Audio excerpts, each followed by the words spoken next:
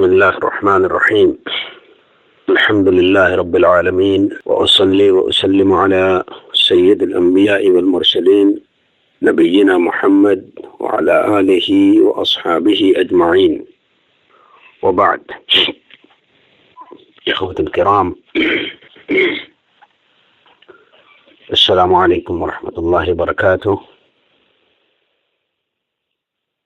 আমাদের আজকের আলোচনার মূল বিষয়বস্তু তাফসীরুল কোরআনুল কারীম। আমরা তাফসীরুল কোরআনুল কারীমের যাওয়ার আগে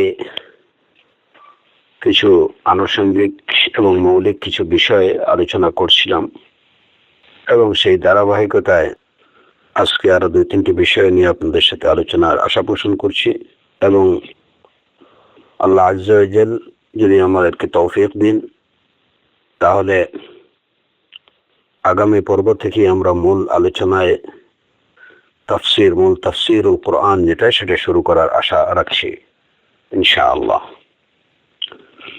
তো আজকের আলোচনার বিষয়বস্তুগুলো হলো, প্রথমত যে কোরআনে কারীমের সর্বপ্রথম নাজিল হওয়া আয়াত কোনটি এবং সর্বশেষ নাজিল হওয়া আয়াত কোনটি, এবং এ বিষয়ে প্রাসঙ্গিক আরেকটু আলোচনার দ্বিতীয় বিষয়বস্তু থাকবে যে আয়াত বলতে আমরা কি বুঝি, এবং কোরআনে কারীমের আয়াতগুলো কিভাবে নির্ধারিত হয়, কার দ্বারা এগুলা নির্ধারিত হয়েছে। তৃতীয় বিষয়টি হচ্ছে সূরা বলতে আমরা কি বুঝি, সূরা কত প্রকার এবং কি কি। আর সর্বশেষ যে বিষয়টা থাকবে সেটা হচ্ছে যে মক্কি বা মাদানী সূরা বলতে আমরা কি বুঝি, এবং মক্কি বা মাদানী সূরা চেনার উপায় কি।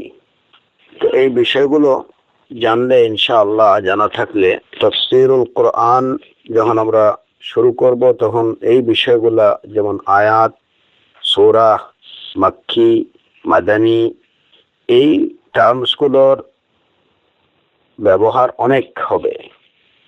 তো আমরা যদি আগে থেকে এই শব্দগুলার সাথে পরিচিত হয়ে যাই, তাহলে তাফসীর বুঝতে অনেকটাই সহায়ক হবে ইনশাআল্লাহ।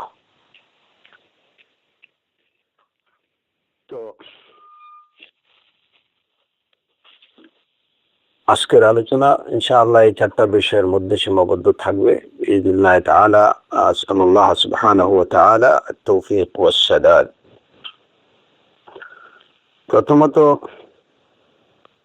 কোরআনে কারীমের সর্বপ্রথম নাজিল হওয়া আয়াত কোনটি, এই বিষয়টা আমরা অনেকেই জানি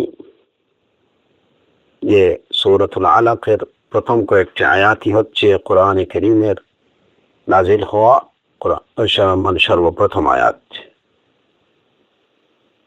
ইকরা বিসমি রাব্বিক الذي خلق اقرأ باسم ربك الذي خلق الإنسان من علق اقرأ وربك الأكرم। যেমন সহিহ বুখারীর হাদিস দ্বারা এই বিষয়টি প্রমাণিত যে গারে হেরাতে যখন জিবরিল আলাইহিস সালাতু ওয়াস সালাম রাসূলুল্লাহ সাল্লাল্লাহু আলাইহি ওয়াসাল্লামের কাছে প্রথমবারের মতো আসলেন, তখন তাকে বললেন ইকরা। রাসূলুল্লাহ সাল্লাল্লাহু আলাইহি ওয়াসাল্লাম বললেন মা আনা বিকারিইন। এইভাবে 2বার বা 3বার বলার পরে তাকে ঝাঁকুনি দিয়ে বললেন যে আপনি ইকরা বিসমি রাব্বিকাল্লাযী খলাক। এর দ্বারা প্রমাণিত যে সূরাতুল আলাকের এই প্রথম 2-3টি আয়াতই হচ্ছে কোরআনে কারীমের নাজিল হওয়া সর্বপ্রথম আয়াত, এবং সর্বশেষ নাজিল হওয়া আয়াত কোরআনে কারীমের কোনটি?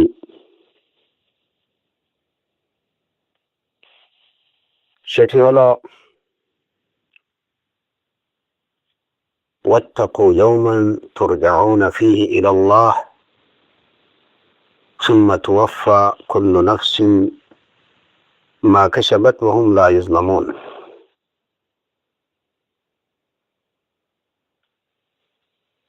এই আয়াতটি হচ্ছে কোরআনে কারীমের নাজিল হওয়া সর্বশেষ আয়াত। বিশুদ্ধ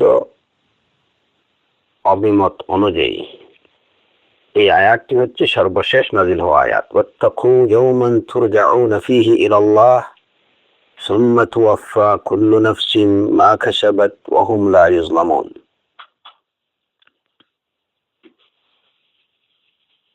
এটি হচ্ছে সবচেয়ে বিশুদ্ধ অভিমত। আব্দুল্লাহ ইবনে আব্বাস রাদিয়াল্লাহু আনহুর অভিমত তাই। ইকরামা থেকে বর্ণিত, তিনি বলেছেন, যে ইবনে আব্বাস রাদিয়াল্লাহু আনহু বলেছেন, আখিরু শাইইন নাযালা মিনাল কুরআন ওয়াত্তাকু ইয়াওমান তুরজাউনা ফীহি ইলাল্লাহ। ইবনে আব্বাস রাদিয়াল্লাহু আনহু বলেছেন যে কোরআনের সর্বশেষ নাজিল হওয়া আয়াত হচ্ছে ওয়াত্তাকু ইয়াওমান তুরজাউনা ফীহি ইলাল্লাহ সুম্মা তুওয়াফা কুল্লু নাফসিন মা কাসাবাত ওয়া হুম লা ইউযলামুন। কেউ কেউ বলেছেন যে সর্বশেষ নাজিল হওয়া আয়াত হচ্ছে এই সূরাতুল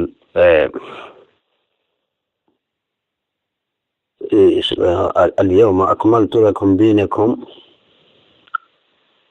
وأتممت عليكم نعمتي ورضيت لكم الإسلام دينا। সূরাতুল মাইদার এই আয়াত, এটা হচ্ছে সর্বশেষ নাজিল হওয়া আয়াত। এটা হচ্ছে কারো কারো অভিমত। সূরাতুল মাইদার এই আয়াতটি হচ্ছে কোরআনে কারীমের সর্বশেষ নাজিল হওয়া আয়াত। اليوم أكملت لكم دينكم وأتممت عليكم نعمتي ورضيت لكم الإسلام دينا। কথা হচ্ছে যে সর্বপ্রথম নাজিল হওয়া আয়াত, সর্বশেষ নাজিল হওয়া আয়াত নিয়ে আমরা আলোচনা করছি। কেন আলোচনা করার কারণ হচ্ছে যে বিষয়ে কিছুটা মতবিরোধ আছে,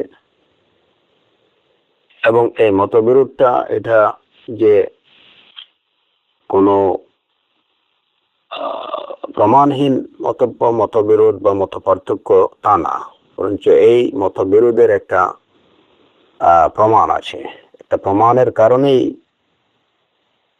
একটা বিষয়ে মতানৈক্য দেখা গেছে। আর সেই প্রমাণটা হচ্ছে সহিহ বুখারী এবং সহিহ মুসলিমে বর্ণিত হাদিস, জাবির ইবনে আব্দুল্লাহ রাদিয়াল্লাহু আনহু থেকে বর্ণিত হাদিস। তাকে জিজ্ঞেস করা হলো, আইয়ুল কুরআনি উনজিলা ক্বাবলু, আইয়ুল কুরআনি উনজিলা ক্বাবলু, কোরআনের কোন অংশটুকু সর্বপ্রথম নাজিল হয়, সবার আগে নাজিল হয়েছে, সেই অংশটুকু কি? তো তিনি বললেন, ইয়া আইয়ুহাল মুদ্দাসসির। এটা হচ্ছে কোরআনে কারীমের মধ্যে সর্বপ্রথম নাজিল হওয়া অংশ, ইয়া আইয়ুহাল মুদ্দাসসির। তো যখন জাবির ইবনে আব্দুল্লাহ রাদিয়াল্লাহু আনহু কে জিজ্ঞেস করা হলো এবং তিনি বললেন যে কোরআনে কারীমের সর্বপ্রথম নাজিল হওয়া অংশটুকু হচ্ছে ইয়া আইয়ুহাল মুদ্দাসসির, তখন তাকে বলা হলো যে বাল ইকরা বিসমি রাব্বিক, যে না, কোরআনে কারীমের সর্বপ্রথম নাজিল হওয়া আয়াত হচ্ছে, অংশ হচ্ছে ইকরা বিসমি রাব্বিক, সূরাতুল আলাক, সূরাতুল আলাকের প্রথম অংশ। তখন যখন তাকে এটুকু বলা হলো, তখন তিনি বললেন, উহাদ্দিসুকুম মা হাদ্দাসানা বিহি রাসূলুল্লাহ সাল্লাল্লাহু আলাইহি ওয়াসাল্লাম, আমি তোমাদেরকে তাই বলছি যা রাসূলুল্লাহ সাল্লাল্লাহু আলাইহি ওয়াসাল্লাম আমাকে বলেছেন। রাসূলুল্লাহ সাল্লাল্লাহু আলাইহি ওয়াসাল্লাম বলেছেন, ইন্নী জাওয়ারতু বিহিরা ফালাম্মা কাদাইতু জিওয়ারি নাযালতু فاستبطنت الوادي فنظرت أمامي وخلفي وعن يميني وشمالي ثم نظرت إلى السماء فإذا جبريل فأخذتني رجفة فأتيت خديجة فأمرتهم فدثروني فأنزل الله يا أيها المدثر. এবং অন্য বর্ণনায় আছে, বাইনা আনা আমশি, রাসূলুল্লাহ সাল্লাল্লাহু আলাইহি ওয়াসাল্লাম বলেছেন, বাইনা আনা আমশি সামি'তু সাওতান মিনাস সামা فرفعت رأسي فإذا الملك الذي جاءني بحراء جالس على كرسي بين السماء والأرض فرجعت فقلت زملوني فأنزل الله يا أيها المدثر. তো এখানে প্রথমত সহিহ বুখারী এবং সহিহ মুসলিমের হাদিস জাবির ইবনে আব্দুল্লাহ রাদিয়াল্লাহু আনহু হাদিস থেকে যে বিষয়টা জানা যায়, যে তাকে যখন প্রশ্ন করা হলো কোরআনে কারীমের সর্বপ্রথম নাযিল হওয়া অংশটুকু কি, তখন তিনি বললেন যে সেটা হচ্ছে ইয়া আইয়ুহাল মুজাম্মিল, ইয়া আইয়ুহাল মুদ্দাসসির, সূরাতুল মুদ্দাসসির। এবং তিনি রাসূলুল্লাহ সাল্লাল্লাহু আলাইহি ওয়াসাল্লামের উদ্ধৃতি দিয়ে বললেন যে রাসূল সাল্লাল্লাহু আলাইহি ওয়াসাল্লাম তার গারে হেরার বিষয়টা বললেন এবং বললেন যে আমি যখন সামনে পিছনে তাকালাম, ডানে বামে তাকালাম, এরপরে আকাশের দিকে তাকালাম, তখন জিবরিলকে দেখতে পেলাম। তখন আমার শরীরে কম্পন দেখা গেল। আমি বাসায় এসে, ঘরে এসে খাদিজাকে বললাম, তাসসিরুনি, আমাকে ঢাকো। তখনই এই সূরা নাজিল হলো, ইয়া আইয়ুহাল মুদ্দাসসির। তো এই হাদিস সহিহ বুখারী এবং মুসলিমের হাদিস থেকে জানা যায় যে প্রথম নাজিলকৃত কোরআনে কারীমের অংশটুকু হচ্ছে সূরাতুল মুদ্দাসসির। ওইদিকে সহিহ বুখারীর হাদিস থেকে যেটা প্রমাণিত হচ্ছে যে প্রথম নাজিলকৃত আয়াতগুলো হচ্ছে সূরাতুল আলাকের ইকরা বিসমি রাব্বিক। তো এইখান থেকে কারো মনের মধ্যে প্রশ্ন দেখা দিতে পারে যে আসলে কোনটা প্রথম মানে নাজিল হওয়া অংশ কোরআনে কারীমের। বাহ্যিকভাবে এই দুইটা বর্ণনার মধ্যে তারতম্য দেখা যায়, যে দুইটা দুই ধরনের কথা বলা হয়েছে, কিন্তু আসলে এই দুইয়ের মধ্যে কোনো ধরনের তারতম্য নেই। বরং মূল বিষয়টা হলো যে কোরআনে কারীমের সর্বপ্রথম নাজিল হওয়া আয়াত হচ্ছে সূরাতুল আলাকের আয়াতগুলো, ইকরা বিসমি রাব্বিকাল্লাযী খালাক, খালাকাল ইনসানা মিন আলাক, ইকরা ওয়া রাব্বুকাল আকরাম। আর কোরআনে কারীমের নাজিল হওয়া সর্বপ্রথম পরিপূর্ণ সূরা হচ্ছে সূরাতুল মুদ্দাসসির।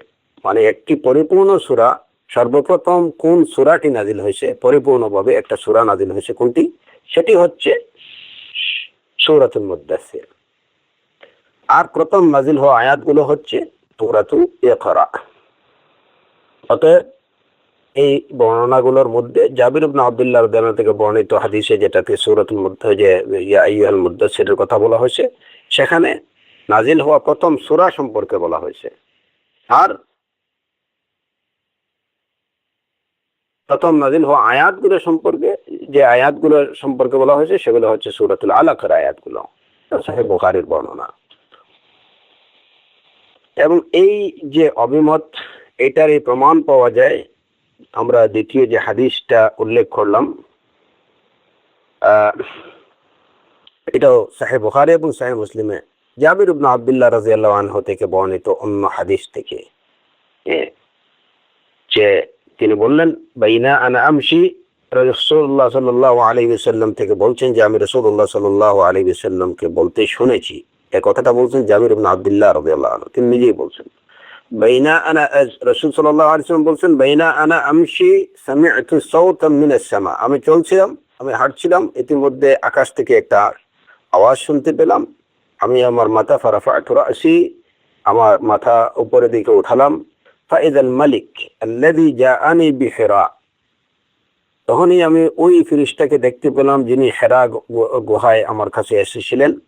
তিনি জালিসুন আলা কুরসিয়্যিন বাইনাস সামাই ওয়াল আরদ, তিনি আকাশ এবং পৃথিবীর মধ্যখানে একটা চেয়ারে বসে আছেন। ওই ফেরেশতাকে আমি এভাবে দেখতে পেলাম যে তিনি আকাশ এবং পৃথিবীর মধ্যখানে একটা চেয়ারে বসে আছেন। ফরাজাতু, আমি বিত হয়ে ঘরে ফিরে গেলাম। ফাকুলতু জাম্মিলুনি, এবং খাদিজা রাদিয়াল্লাহু আনহাকে বললাম যে জাম্মিলুনি, আমাকে চাদর দিয়ে চাদর আবৃত করো। তখন এই নাজিল হলো ইয়া আইয়ুহাল মুদ্দাসসির। তো এই সূরাটি নাজিল হলো। তো এই হাদিস থেকে বোঝা যায়, এই হাদিসের মধ্যে প্রমাণ আছে যে ওই ফেরেশতা এই সময় রাসূলুল্লাহ সাল্লাল্লাহু আলাইহি ওয়াসাল্লাম ওই ফেরেশতাকে, ওই মালাইকাকে দেখেছেন, জিবরিল আলাইহিস সালামকে দেখেছেন, যিনি তার কাছে ইতিপূর্বে গারে হেরাতে এসেছিলেন। তাতে বোঝা গেল যে গারে হেরার ঘটনার পরবর্তী ঘটনা হচ্ছে এই ঘটনা। তো গারে হেরাতে ইকরা বিসমি রাব্বিক এই আয়াতগুলো নাজিল হয়েছে, এবং এর পরবর্তীতে এই সূরাটি নাজিল হয়, সূরাতুল মুদ্দাসসির। অতএব এই দুটি বর্ণনার মধ্যে কোনো সংঘর্ষ নেই, ভিন্নতা নেই। তাহলে এটা শেষ হলো এই মতবিরোধ। প্রথম নাজিল হওয়া আয়াতগুলো হচ্ছে সূরাতুল আলাকের আয়াতগুলো, এবং প্রথম নাজিল হওয়া সূরা হচ্ছে সূরাতুল মুদ্দাসসির। দ্বিতীয় বিষয় যে সর্বশেষ নাজিল হওয়া আয়াত, যেটা আমরা বললাম যে বিশুদ্ধ অভিমত হচ্ছে ওয়াত্তাকু ইয়াওমান তুরজাউনা ফীহি ইলাল্লাহ সুম্মা তুওয়াফফা কুল্লু নাফসিন মা কাসাবাত ওয়া হুম লা ইউযলামুন, এই আয়াত। আবার কারো কারো অভিমত হচ্ছে যে সূরাতুল মাইদার আয়াত, আল ইয়াওমা আকমালতু লাকুম দীনাকুম ওয়া আতমামতু আলাইকুম নি'মাতি ওয়া রাদিতু লাকুমুল ইসলামা দীনা। এখন কেন এই দ্বিমত দেখা গেল? এই দ্বিমতের পিছনে একটা প্রমাণ ভিত্তিক কারণ আছে। কারণটা হচ্ছে যে আল-ইয়াওমা আকমালতু লাকুম দীনাকুম, এই আয়াতে আল্লাহ আযজা ওয়া জাল সুস্পষ্টভাবে ঘোষণা দিয়েছেন যে দিন পরিপূর্ণ হয়ে গেছে, এটা সম্পন্ন হয়ে গেছে তার নিয়ামতগুলো আমাদের প্রতি। এখন কথা হলো যে যখন দিন পরিপূর্ণ হয়ে গেল, সম্পন্ন হয়ে গেল, তাহলে পরিপূর্ণ এবং সম্পন্ন হয়ে যাওয়ার পরে তো আর কিছু নাজিল হতে পারে না। আর যদি কিছু আয়াত অবতীর্ণ হওয়ার বাকি থেকে যায়, তাহলে ওইটাকে বাকি রেখে আল্লাহ আযজা ওয়া জাল্লা কিভাবে বলবেন আল ইয়াওমা আকমালতু লাকুম দীনাকুম ওয়া আতমামতু আলাইকুম নি'মাতি, যে দিন পরিপূর্ণ হয়ে গেছে, তোমাদের প্রতি আমার নিয়ামতগুলো সম্পন্ন হয়ে গেছে? এটা কিভাবে বলবেন, অথচ এখনো কিছু আয়াত নাজিল হওয়ার বাকি রয়ে গেল? তো ওইটাকে বাকি রেখে তো আল্লাহ আযজা ওয়া জাল কোরআনের কিছু অংশ অবতীর্ণ করার অবশিষ্ট থাকতে তো এটুকু আল্লাহ আযজা ওয়া জাল বলতে পারেন না। এই ভিত্তিতে ওনারা বলছেন যে যখন আল্লাহ আযজা ওয়া জাল এই ঘোষণা দিয়ে দিলেন যে আমি আমার দিনকে আজকে আমি পরিপূর্ণ করে দিলাম এবং তোমাদের প্রতি আমার নিয়ামতগুলোকে সম্পন্ন করে দিলাম,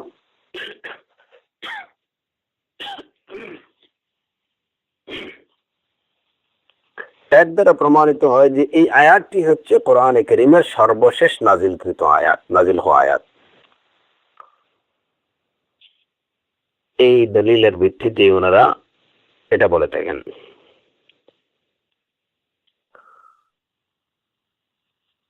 কিন্তু তাদের এই অভিমতটা এটা গ্রহণযোগ্য না, এবং এটা বিশুদ্ধ অভিমতের বিপরীত। বিশুদ্ধ অভিমতের বিপরীত কেন? এবং ওয়াত্তাকু ইয়াওমান তুরজাউনা ফীহি ইলাল্লাহ, এই আয়াতটি সর্বশেষ নাজিল হওয়া আয়াত, এই অভিমতটি বিশুদ্ধ কেন? কিসের ভিত্তিতে আমরা এটাকে বিশুদ্ধ বলছি এবং এটাকে বিশুদ্ধ অভিমতের বিপরীত বলছি?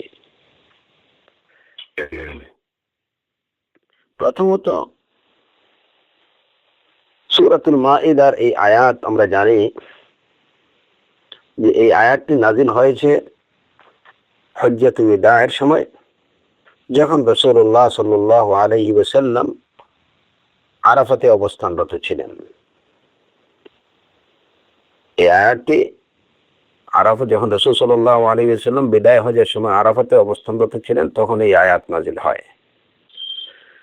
বিদায় হজের সেই সময়ের পরে রাসূলুল্লাহ সাল্লাল্লাহু আলাইহি ওয়াসাল্লাম আরো 81 দিন জীবিত ছিলেন। এই আয়াত নাজিল হওয়ার পরে রাসূলুল্লাহ সাল্লাল্লাহু আলাইহি ওয়াসাল্লাম আরো 81 দিন জীবন লাভ করেছিলেন।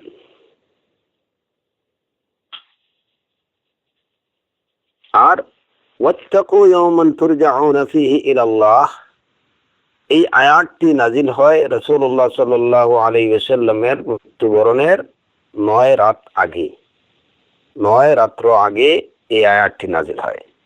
আর আল ইয়াউমা আকমালতু লাকুম দীনাকুম, এই আয়াতটি নাজিল হয় রাসূলুল্লাহ সাল্লাল্লাহু আলাইহি ওয়াসাল্লামের মৃত্যুর 81 দিন পূর্বে। অতএব এই দৃষ্টিতে এই বিষয়টা সুস্পষ্ট যে ওয়াত্তাকু ইয়াওমান তুরজাউনা ফীহি ইলাল্লাহ, 9 রাত আগে নাজিল হওয়া এই আয়াতটি হচ্ছে সর্বশেষ নাজিল হওয়া আয়াত। এই আয়াত নাজিলের সাথে সাথে আকাশের সাথে মানে ওয়াহির পালা বন্ধ হয়ে যায়। এরপরে আর কোনো ওয়াহি আসেনি। কোরআনে কারীমের অবতরণ এইখানেই সমাপ্ত হয়। এটাই হচ্ছে রাসূলুল্লাহ সাল্লাল্লাহু আলাইহি ওয়াসাল্লামের সাথে আকাশের যোগাযোগ, সর্বশেষ যোগাযোগ, যেটা তার জীবনের মৃত্যুর 9 দিন আগে, 9 রাত্র আগে শেষ হয়ে যায়। এবং এই আয়াতটি রাসূল সাল্লাল্লাহু আলাইহি ওয়াসাল্লামের মৃত্যুবরণের 9 রাত্র আগে নাজিল হয়। এবং এই আয়াত নাজিল হওয়ার পরে আর কোনো আয়াত নাজিল হয়নি। তাহলে বোঝা গেল যে আল ইয়াউমা আকমালতু লাকুম দীনাকুম, এই আয়াতটি নাজিল হয় রাসূল সাল্লাল্লাহু আলাইহি ওয়াসাল্লামের মৃত্যুর 81 দিন পূর্বে। এবং ওয়াত্তাকু ইয়াওমান তুরজাউনা ফীহি ইলাল্লাহ, এই আয়াতটি নাজিল হয় রাসূলুল্লাহ সাল্লাল্লাহু আলাইহি ওয়াসাল্লামের মৃত্যুর 9 দিন পূর্বে। অতএব এটি সর্বশেষ নাজিল হওয়া আয়াত, এ বিষয়ে কোনো সন্দেহ নেই। এখন প্রশ্ন থেকে গেল যে তাহলে এই আয়াত নাজিলের বাকি রয়ে গেল, অথচ আল্লাহ আযজা ওয়া জাল্লা কিভাবে বলে দিলেন আল ইয়াউমা আকমালতু লাকুম দীনাকুম ওয়া আতমামতু আলাইকুম নি'মাতি? হ্যাঁ, এর জবাব হচ্ছে যে আল ইয়াউমা আকমালতু লাকুম দীনাকুম, যে দ্বীনের হালাল হারাম ফরজ ওয়াজিব যেগুলো আছে, ফরাইজ ওয়াজিবাত হালাল হারাম, এইগুলার বিবরণ দেয়া সম্পন্ন হয়ে গেছে। দ্বীনের মৌলিক যে নির্দেশনাগুলো এইগুলা পরিপূর্ণ হয়ে গেছে। মানুষের প্রতি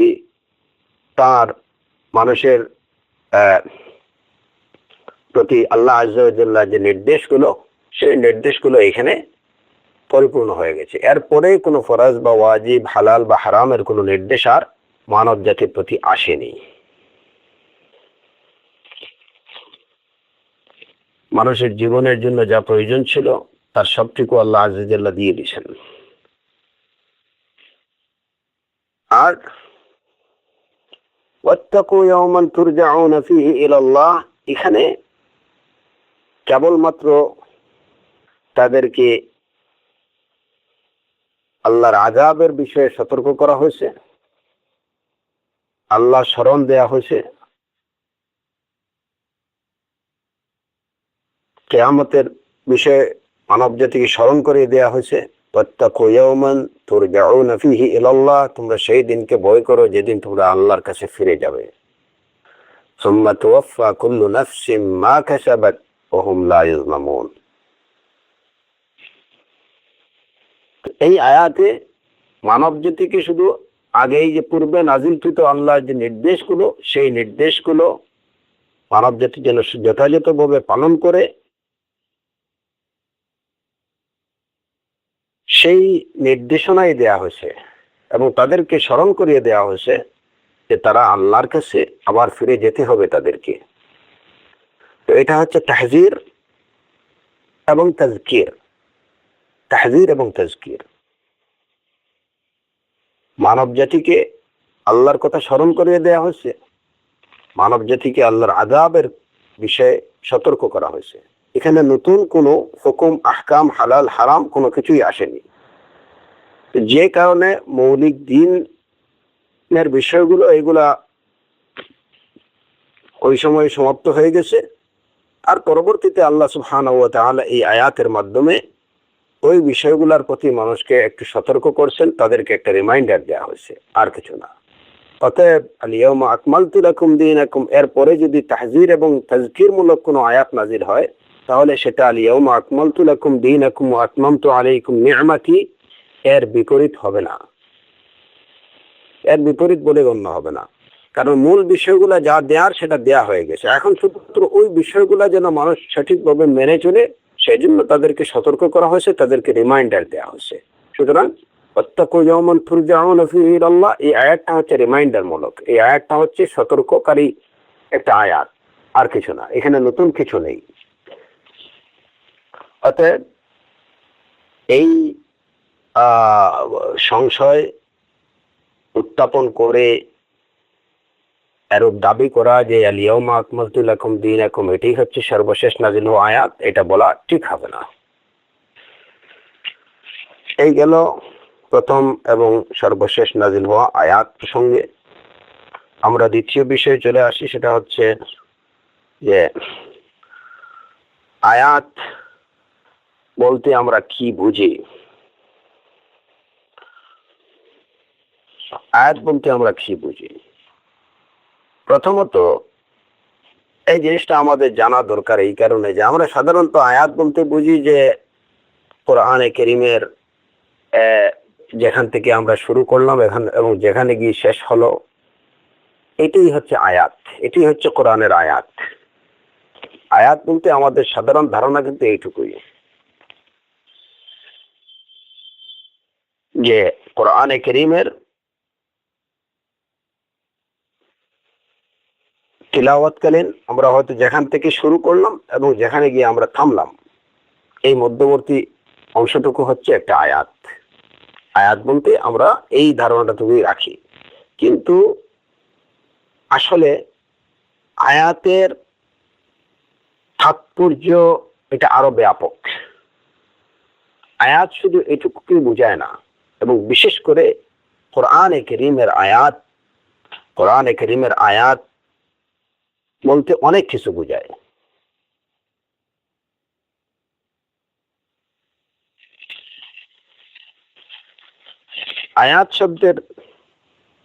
আয়াত শব্দ কোরআনে কারীমে বিভিন্ন অর্থে ব্যবহৃত হয়েছে।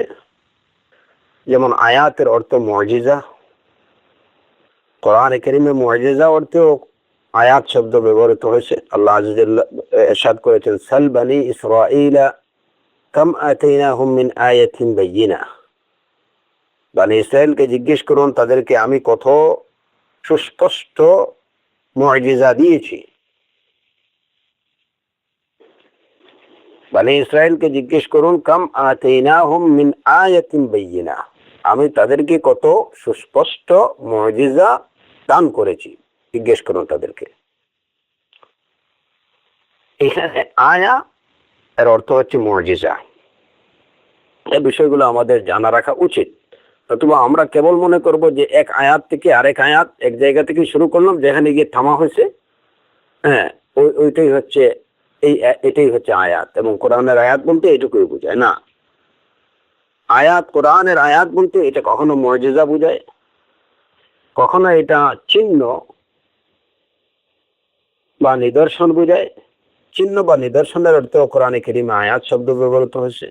যেমন আল্লাহ আযজা ওয়াজাল্লা ইরশাদ করেছেন সূরাতুল বাকারার আয়াত, ইন্না আয়াতা মুলকিহি আন ইয়াতিয়াকুমুত তাবুতু ফীহি সাকিনাতুম মির রাব্বিকুম ওয়া বাকিয়াতুম মিম্মা তারাকা আলু মূসা ওয়া আলু হারুনা তাহমিলুহুল মালায়েকা। ইন্না আয়াতা মুলকিহি, এখানে তালুত বাদশাহ সম্পর্কে বলা হয়েছে। ইন্না আয়াতা মুলকিহি, দেন শব্দ ব্যবহার হয়েছে আয়া। ইন্না আয়াতা মুলকিহি, তার বাদশাহীর চিহ্ন হচ্ছে, আলামত হচ্ছে, আন ইয়াতিয়াকুমুত তাবুত, যে তোমাদের কাছে একটা সিন্দুক আসবে, ফিহি সাকিনাতুম মির রাব্বিকুম, যার মধ্যে তোমাদের জন্য তোমাদের রবের পক্ষ থেকে তোমাদের মনসন্তুষ্টির উপকরণ থাকবে, তোমাদের মনের সন্তুষ্টির উপকরণ থাকবে যে সিন্ধুকের মধ্যে। ওয়াবাকিয়াতুম মিম্মা তারাকা আলু মূসা ওয়া আলু হারুন, এবং মূসা এবং হারুনের পরিবারের কিছু জিনিসপত্র থাকবে, রেখে যাওয়া কিছু জিনিসপত্র থাকবে। তাহমিলুহুল মালাইকা, যে সিন্ধুকটা মালাইকারা বহন করে নিয়ে আসবেন। তো এখানে ইন্না আয়াতা মুলকিহি, তালুত বাদশাহের নিদর্শন বা চিহ্ন বা আলামত হচ্ছে আইয়াতিয়াকুমুত তাবুত, তোমাদের কাছে একটা সিন্ধুক আসবে। এখানে আয়াত শব্দটা চিহ্ন, নিদর্শন, আলামত এই অর্থে ব্যবহৃত হয়েছে। আয়া এটা ইবরাত বা লেসনের অর্থে ব্যবহৃত হতে পারে, যেমন এই আয়াতের শেষে আছে সূরাতুল বাকারার ইন্না ফি যালিকা লাআয়া, ইন্না ফি যালিকা লাআয়াতান লাকুম ইন কুনতুম মুমিনিন। এর মধ্যে তোমাদের জন্য ইবরা রয়েছে, শিক্ষণীয় শিক্ষা রয়েছে, যদি তোমরা ঈমানদার হয়ে থাকো। আয়া শব্দ কোন স্ট্রেঞ্জফুল বিষয়কেও আয়া বলা হয়, যেমন এই অর্থ কোরআনে কারীমে আয়া শব্দে ব্যবহৃত হয়েছে। যেমন আল্লাহ আযজা ওয়া জাল্লা ইরশাদ করেছেন ওয়াজআলনা ইবনা মারইয়ামা ওয়া উম্মাহু আয়া, ওয়াজআলনা ইবনা মারইয়াম ওয়া উম্মাহু আয়া, আমি ইবনু মারইয়ামকে এবং তার মাকে আয়া বানিয়েছি। মানে কি, এখানে একটা আশ্চর্যজনক বিষয়, স্ট্রেঞ্জফুল বিষয় বানিয়েছি। তো আয়া এখানে কোনো আশ্চর্যজনক বিষয় এই অর্থে ব্যবহৃত হয়। আবার আয়া শব্দ এটা এভিডেন্সের অর্থে ব্যবহৃত হয়, দলিল বা এভিডেন্স। যেমন এই অর্থে কোরআনে কারীমে আল্লাহ আযজা ওয়া জাল্লা ইরশাদ করেছেন ওয়া মিন আয়াতিহি খালকুস সামাওয়াতি ওয়াল আরদি ওয়া ইখতিলাফু আলসিনাতিকুম ওয়া আলওয়ানিকুম। ওয়া মিন আয়াতিহি, আল্লাহর দলিলগুলোর মধ্যে, আল্লাহর প্রমাণের মধ্যে রয়েছে খালকুস সামাওয়াতি ওয়াল আরদ, আকাশসমূহ এবং পৃথিবীর সৃষ্টি, ও ইখতিলাফু আলসিনাতিকুম ওয়া আলওয়ানিকুম, এবং তোমাদের ভাষার ভিন্নতা, তোমাদের রঙের ভিন্নতা। এটা হচ্ছে আল্লাহর ওয়াহদানিয়তের প্রমাণ। তো অমিন আয়াতিহি, এখানে আয়াত শব্দ দলিলের অর্থে, প্রমাণের অর্থে ব্যবহৃত হয়েছে। তাহলে আমরা দেখলাম যে কোরআনে কারীমে আয়াত শব্দ বিভিন্ন অর্থে ব্যবহৃত হয়েছে। মুজিজার অর্থে ব্যবহৃত হয়েছে, চিহ্ন বা আলামতের অর্থে ব্যবহৃত হয়েছে, লেসন বা ইবরাতের অর্থে ব্যবহৃত হয়েছে, স্ট্রেঞ্জফুল ম্যাটারের অর্থে ব্যবহৃত হয়েছে, আবার দলিল বা এভিডেন্সের অর্থে ব্যবহৃত হয়েছে। কোরআনে কারীমের আয়াতগুলো যখন আমরা বলবো যে কোরআনে কারীমের আয়াত, তখন কোরআনে কারীমের আয়াত বলতে শাব্দিকভাবে এই প্রত্যেকটা বিষয়কেই বোঝায়। কোরআনে কারীমের এই আয়াতগুলো, প্রত্যেকটা আয়াত হচ্ছে একটা মুজিজা, এক একটি মুজিজা। এর মধ্যে চিহ্ন আছে, নিদর্শন আছে, এর মধ্যে ইবরা আছে, এবং এই আয়াতগুলো হচ্ছে এক একটি আশ্চর্যজনক বিষয়। এই আয়াতগুলোর মধ্যে এগুলো হচ্ছে স্ট্রেঞ্জফুল ম্যাটার। এই আয়াতগুলো হচ্ছে আল্লাহ আযজা ওয়া জাল্লার রুবুবিয়্যার, আল্লাহ আযজা ওয়া জাল্লার উলুহিয়্যার নিদর্শন, প্রমাণ। সুতরাং কোরআনে কারীমের আয়াত বলতে এই সব কিছুর কি বোঝায়। যদিও পরিভাষাগতভাবে আয়াত বলতে আমরা বুঝি যে এমন কিছু বাক্যের সমষ্টি, যে বাক্যগুলোর একটা শুরু আছে এবং এক জায়গাতে গিয়ে একটা শেষ আছে। পরিভাষাগতভাবে এটাকে বলা হয় আয়াত। এমন কিছু বাক্যের সমষ্টি যে বাক্যগুলোর এক জায়গাতে একটা শুরু এবং একটা প্রান্ত আছে, একটা শেষ আছে। যেমন আমরা বললাম আলহামদুলিল্লাহ রাব্বিল আলামিন। আলহামদুলিল্লাহ রাব্বিল আলামিন, আলহামদু এই বাক্য দিয়ে আমরা শুরু করলাম, আল আলামিনে শেষ হলো। এটা একটা আয়াত। পরিভাষাগতভাবে এটাকে আয়াত বলা হয়। কিন্তু কোরআনে কারীমের এই আয়াত, যেটা একটা কয়েকটি কলিমার সমষ্টি, যেটার একটা শুরু আছে শেষ আছে, এবং যেগুলোর মধ্যে যেগুলো হচ্ছে মুজিজা, যেগুলোর মধ্যে ইবরা, যেগুলোর মধ্যে আছে আলামা, যেগুলোর মধ্যে আছে দলিল এবং বুরহান, এবং যেগুলো হচ্ছে খুবই আশ্চর্যজনক বিষয়, এই সব অর্থের সমন্বয়ে যে কলিমাগুলোর শুরু আছে এবং শেষ আছে, এই সব অর্থের সমন্বয়ে এই সব অর্থগুলো পাওয়া যায় যে কালিমাগুলোর মধ্যে, সেই কালিমাগুলোর যে সমষ্টি, এমন একটা সমষ্টি যে সমষ্টির একটা শুরু আছে এবং একটা শেষ আছে, এটাই হচ্ছে কোরআনে কারীমের আয়া। যে কারণে এই বিষয়টা আমাদের বোঝা দরকার, এই কারণে যে আপনি একটা চিঠি লিখলেন বা একটা কিছু লিখলেন, অবশ্যই আপনার লেখার একটা শুরু আছে এবং একটা শেষ আছে। আপনি হয়তো একটা বাক্য এখান থেকে শুরু করলেন এবং একটি বাক্য এখানে শেষ করলেন, যেখানে একটা থেমে গেলেন। আপনার এই লেখাকে, এটাকে কোনো আয়াত বলা যাবে না। এটাকে আয়াত বলা যাবে না। কেবলমাত্র যদি আমরা আবিধানিক অর্থটা ধরি, যে কয়েকটি বাক্যের কালিমার সমষ্টি, যেগুলোর একটা শুরু আছে এবং শেষ আছে, যদি এটাই হয় আয়াতের পরিচয়ক, তাহলে আমাদের লেখার মধ্যে যে, যখন আমরা কিছু লিখি, এর মধ্যে অনেকগুলো বাক্য থাকে এবং এই বাক্যগুলোর একটা শুরু থাকে, শেষ থাকে। একটা সেন্টেন্স আমরা শুরু করি এক জায়গায়, শেষও করি, ওইটাকে আয়াত বলা যেত, কিন্তু না, এটাকে আয়াত বলা যাবে না। আয়াত, কোরআনে কারীমের আয়াতের বৈশিষ্ট্য হচ্ছে যে এটা শুধুমাত্র কিছু কালিমা বা কিছু ওয়ার্ডের, কিছু বাক্যের না, কিছু ওয়ার্ডের সমষ্টি, যার শুরু আছে এবং শেষ আছে। শুধু তাই না, বরং কোরআনে কারীমের আয়াতের বৈশিষ্ট্য হচ্ছে যে এর মধ্যে মুজিজা থাকবে, এর মধ্যে ইবরা থাকবে, এর মধ্যে আলামা থাকবে, এবং এর মধ্যে বুরহান বা দলিল থাকবে। এরকম কিছু কালিমা বা ওয়ার্ডস, এ ধরনের কিছু ওয়ার্ডের সমষ্টিগত রূপ, যেটা এক জায়গা থেকে শুরু হবে এবং একটা জায়গায় গিয়ে শেষ হবে, একটা বাক্য, পরিপূর্ণ একটা বাক্য হয়ে শেষ হবে, সেটাকে বলা হবে আয়া। এই কারণে অন্য কোনো, যেমন বেশ কয়েকটা ওয়ার্ড দিয়ে আপনি একটা বাক্য গঠন করলেন, হ্যাঁ, এবং এই বাক্যটা হয়তো একটা জায়গা থেকে শুরু করলেন এবং একটা জায়গায় শেষ হলো। যেমন কেউ একজন বলল যে, শুরুতে লিখলো যে আশা করি আপনারা ভালো আছেন, আশা করি আপনারা ভালো আছেন।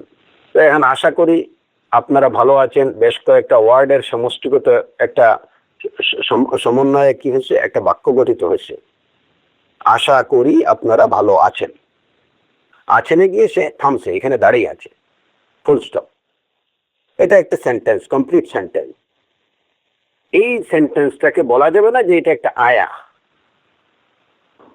এই আয়াত, এই পরিভাষাটা কেবল কোরআনে কারীমের জন্যই এটা প্রযোজ্য হবে, কারণ আয়াতের যে শাব্দিক অর্থগুলো তার মধ্যে পেতে হবে, এটা অন্য কিছুর মধ্যে নেই। আপনি যখন বলবেন আমি আশা করি আপনি ভালো আছেন, আপনারা ভালো আছেন, ফর এক্সাম্পল আমি বলছি, তখন এর মধ্যে কি আছে, কি নিদর্শন, কি আলামা, কি মুজিজা, কি বুরহান, কি দলিল, কি ইবরা? এগুলো কিছুই নেই। অতএব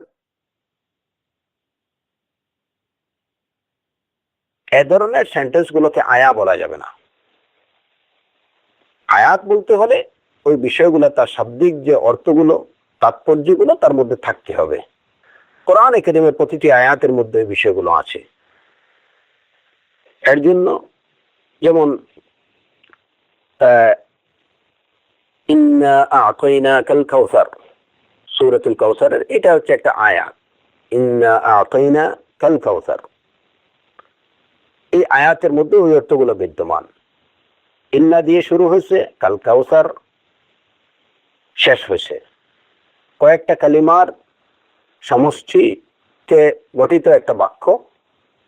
এই বাক্যের মধ্যে তার অর্থগত ওই তাৎপর্যগুলো পাওয়া যাচ্ছে, যে কারণে আমরা বলবো যে এটি একটি আয়া।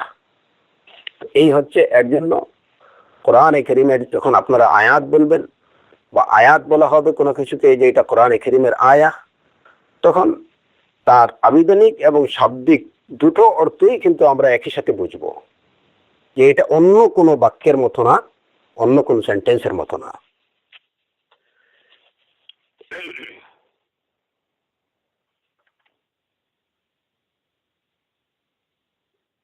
কোরআনে কারীমের এই আয়াতগুলো যেমন আলহামদুলিল্লাহ রাব্বিল আলামিন, এটি একটি আয়া। আর রহমানির রহিম একটি আয়া, যে এখানে আলামিনে শেষ করতে হবে, আবার আর রহমান বলে শুরু করতে হবে, আর রহিমে শেষ করতে হবে। আর রহমানুর রহিম, মালিক ইয়াউমিদ্দিন, এগুলো এক একটি আয়া। তো এইভাবে কোরআনে কারীমের এই আয়াতগুলো কে নির্ধারণ, কার দ্বারা নির্ধারিত হয়েছে, কারা এটা সাব্যস্ত করছেন যে এই থেকে এই পর্যন্ত একটি আয়াত? এটা কোরআনে কারীমের আয়াত সাব্যস্ত করার বিষয়টা, এটা হচ্ছে আমরে তাওকীফি। এটা আমরে তাওকীফি, এটা আল্লাহ আযজা ওয়া জাল্লা দ্বারা এটা নির্ধারিত। আল্লাহ আযজা ওয়া জাল্লা এই নির্ধারণ, বাক্যের শুরু কোথায় এবং শেষ কোথায়, সেটা তিনি নির্ধারণ করে দিয়েছেন। এখানে কিয়াসের কিংবা এখানে মানুষের কোনো হাত নেই। আল্লাহ আযজা ওয়া জাল্লার পক্ষ থেকে এটা নাজিলকৃত, কোন জায়গা থেকে কোথা থেকে শুরু করতে হবে, বাক্যের শুরু কোথায় হবে, কোথা থেকে হবে, বাক্যের শেষ কোথায় হবে, আল্লাহ আযজা ওয়া জাল্লা কর্তৃক নির্দিষ্ট, নির্ধারিত, এবং এটাকে বলা হয় তাওকীফি। সুতরাং কেউ নিজের ইচ্ছা মতো কোরআনে কারীমের কোনো আয়াত নির্ধারণ করতে পারবে না, যে না আমরা পড়ার সুবিধার্থে এটাকে একটা আয়াত, হয়তো তিনটা আয়াতকে একসাথে করে আমরা একটা আয়াত বানিয়ে ফেললাম, কিংবা একটা লম্বা আয়াতকে 4 পার্ট করে আমরা ছোট ছোট 4টা আয়াত করে নিলাম। এরকম কোনো কিছু করার অবকাশ কোরআনে কারীমে নেই, কারণ আয়াত শারে কর্তৃক নির্ধারিত, নির্দিষ্ট। এই কারণে যেমন দেখা যায়, যেমন আলিফ লাম মিম সাদ, এটাকে একটা আয়াত হিসাবে গণনা করা হয়েছে, কিন্তু তার অনুরূপ আলিফ লাম মিম রা, এটাকে কিন্তু কোনো আয়াত গণনা করা হয়নি। যদি কিয়াস দ্বারা আয়াত সাব্যস্ত হতো, তাহলে যেখানে আলিফ লাম মিম সাদকে একটা আয়াত হিসেবে গণনা করা হচ্ছে, আলিফ লাম মিম রা কেও একটা আয়াত গণনা করার কথা, কিন্তু না, সেটা করা হয়নি। আলিফ লাম মিম সাদ একটি আয়া, কিন্তু আলিফ লাম মিম রা এটি আয়াত না।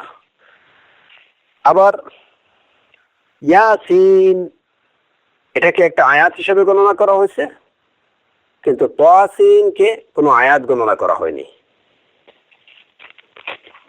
হামিম আইন সিন কাফ, এটাকে দুটো আয়াত হিসেবে গণনা করা হয়েছে। হামিম আইন সিন কাফ, এটাকে দুটো আয়াত হিসেবে গণনা করা হয়েছে, কিন্তু তার অনুরূপ কাফ হা ইয়া আইন সাদ, এটাকে একটা আয়াত গণনা করা হয়েছে। অথচ হামিম আইন সিন কাফ, এটার অনুরূপই হচ্ছে কাফ হা ইয়া আইন সাদ। আর হামিম আইন সিন কাফকে যেখানে দুই আয়াত হিসেবে গণনা করা হলো, এটাকেও কাফ হা ইয়া আইন সাদকেও 2 আয়াত গণনা করার কথা, কিন্তু বিষয় হচ্ছে যে আয়াত সাব্যস্তকরণের বিষয়টা এটা কিয়াস দ্বারা হবে না, হ্যাঁ, এটা মানুষ নিজে করতে পারবে না, এটা আল্লাহ আযজা ওয়া জাল্লা কর্তৃক নির্দিষ্ট নির্ধারিত, যে কারণে কাফ হা ইয়া আইন সাদ কে এক আয়াতে নির্ধারণ করা হয়েছে, আর হা মিম আইন সিন কাফ এটাকে 2 আয়াত গণনা করা হয়েছে। তো এই বিষয়গুলো থেকে বোঝা গেল যে আয়াত সাব্যস্তীকরণের বিষয়টি এটি তাওকীফি মিনাল্লাহি আযজা ওয়া জাল, এটা আল্লাহর পক্ষ থেকে। এখানে মানুষের নির্ধারণের বা মানুষের আয়াত নির্ধারণ করার কোনো অধিকার মানুষের নেই। আর রহমান, সূরাতুর রহমানের যে শুরুতে আর রহমান এটাকে একটা আয়াত গণনা করা হয়েছে।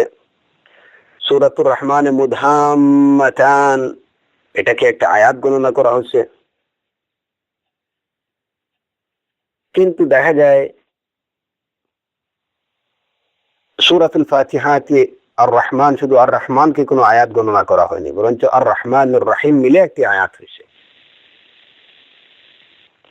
এই সমস্ত বিষয় থেকে এটা প্রমাণিত যে কোরআনে কারীমের আয়াত সাব্যস্তীকরণ এটা মিনাল্লাহি আযজা ওয়া জাল, এটা আমরে তাওকীফি।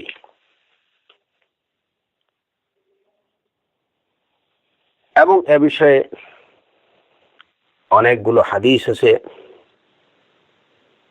যে হাদিস থেকেও প্রমাণিত হয় যে আয়াতগুলো আল্লাহ আযজা ওয়া জাল্লা কর্তৃক নির্ধারিত।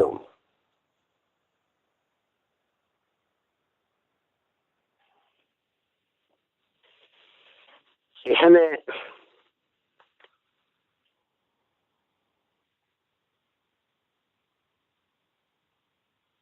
কথা একটা প্রশ্ন আছে যে যদি, যেহেতু আয়াতের বিষয়টা আল্লাহ আযজা ওয়া জাল্লা কর্তৃক সাব্যস্তকৃত, এটা আমরে তাওকীফি, তাহলে কেন এ বিষয়ে উলামায়ে কেরামদের মধ্যে মতানৈক্য দেখা যায়। সালাফদের মধ্যে আয়াতের বিষয়ে, কোরআনে কারীমের আয়াতের বিষয়ে কেন মতানৈক্য রয়েছে? যেমন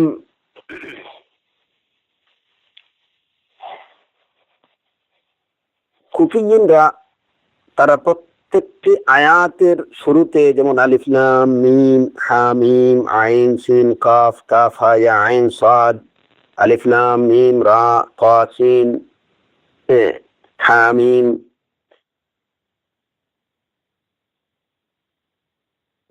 কুফিয়ুন ছাড়া অন্য যারা, তারা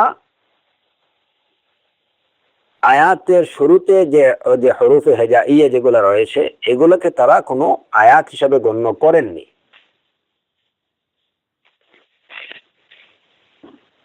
আয়াতের শুরুতে এরকম যে হরুফে হিজাগুলো রয়েছে সেগুলোকে তারা কোনো আয়াত হিসাবে গণ্য করেননি, কিন্তু কুফিয়িনরা তারা এগুলোকে আয়াত হিসাবে গণ্য করেছেন।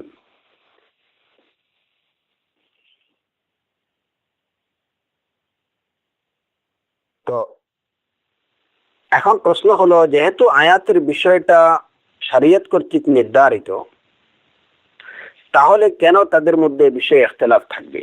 যে কুফিয়িনরা একটা বলবেন যেটাকে আয়াত বলবেন, গায়র কুফিয়িন যারা তারা সেটাকে আয়াত বলবেন না, এটা কেন হবে? এর প্রথম কারণ হচ্ছে যে প্রত্যেকেই তারা নিজের জ্ঞান অনুযায়ী কথা বলেছেন। তারা এ বিষয়ে তাদের কাছে যে দলিলগুলো পৌঁছেছে সেই দলিলের ভিত্তিতে তারা কথা বলেছেন, দলিলের বাইরে তারা কথা বলেননি। যারা ফাওয়াতিহুস সূরা বা এই যে সূরার শুরুতে যে হরফে হেজাইয়া যেগুলা আছে এইগুলাকে আয়াত গণ্য করেননি, তাদের কাছে এগুলা যে আয়াত সেই জ্ঞানটুকু বা সেই খবরটুকু তাদের কাছে পৌঁছেনি।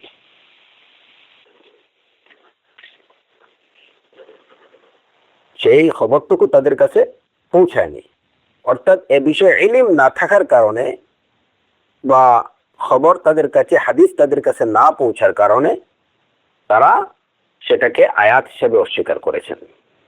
তো এখন ইলম না থাকার কারণে যদি সেটাকে অস্বীকার করা হয় তাহলে এটা দূষণীয় কিছু না, কারণ মানুষ সবকিছুর ইলম রাখবে এটা আশা করা যায় না। মানুষ সব ইলমের পরিপূর্ণ, সবকিছু সব বিষয় সম্পর্কে পরিপূর্ণ জ্ঞান রাখবে এটা মানুষের সামর্থ্যের বাইরে। ইলমের দিক থেকে মানুষ দুর্বল এবং খুব কম ইলমের অধিকারী মানব জাতি।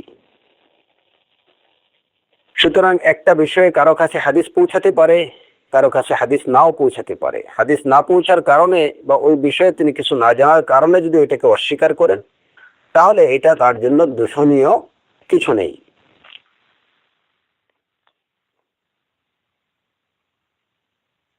এখানে এই প্রশ্ন করাটা অবান্তর যে একটা কালিমা বা একটা কালিমা এটা একটা আয়াত হয় কিভাবে, এই প্রশ্ন আসতে পারে।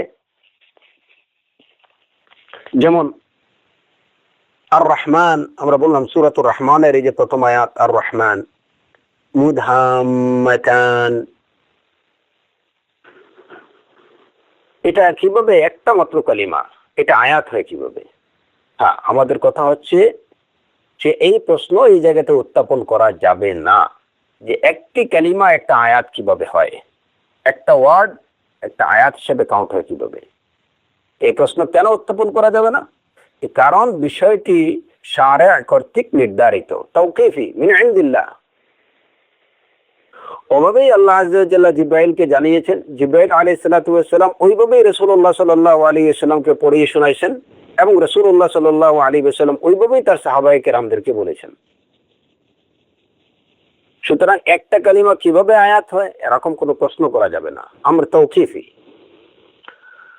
তো ইখতিলাফটা যেটা, এই ইখতিলাফের একটা কারণ হচ্ছে তাদের কাছে হয়তো এই বিষয়ে খবর পৌঁছেনি, হাদিস পৌঁছায়নি, তারা বিষয়টা জানতে পারেননি। আরেকটা বিষয় হচ্ছে যে এই ইখতিলাফের কারণ বলছি আমি যে কখনো রাসূলুল্লাহ সাল্লাল্লাহু আলাইহি ওয়াসাল্লাম আয়াতের শেষে তিনি থামতেন সাহাবায়ে কেরামদেরকে শিক্ষা দেওয়ার জন্য। যখন তারা এটা জেনে নিতেন যে এটা হচ্ছে আয়াতের শুরু এবং এটা শেষ, তখন পরবর্তীতে রাসূলুল্লাহ সাল্লাল্লাহু আলাইহি ওয়াসাল্লাম পরবর্তী আয়াতের সাথে এই আয়াতের অর্থের মিল থাকার কারণে তিনি একসাথে পড়ে যেতেন।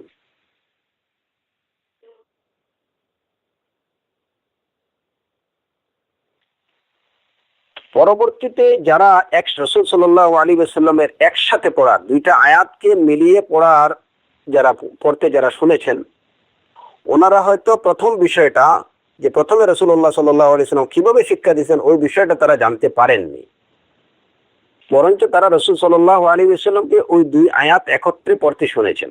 এতে করে তারা মনে করছেন যে এই দুইটা আয়াত হচ্ছে এক আয়াত।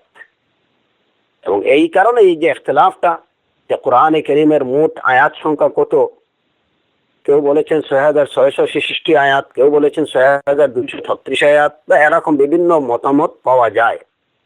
প্রশ্নটা এই বিষয়ে আমরা আলোচনা করছি এই কারণে যে তখন কারো মনে প্রশ্ন আসতে পারে যে আয়াত যেহেতু এটা শারঈ কর্তৃক নির্ধারিত তাওকীফি, তাহলে আয়াতের বিষয়ে কোরআন কারীমে কতগুলো আয়াত আছে সেই বিষয়ে ভিন্ন মত মতানৈক্য থাকবে কেন? থাকার তো কোনো কথা না।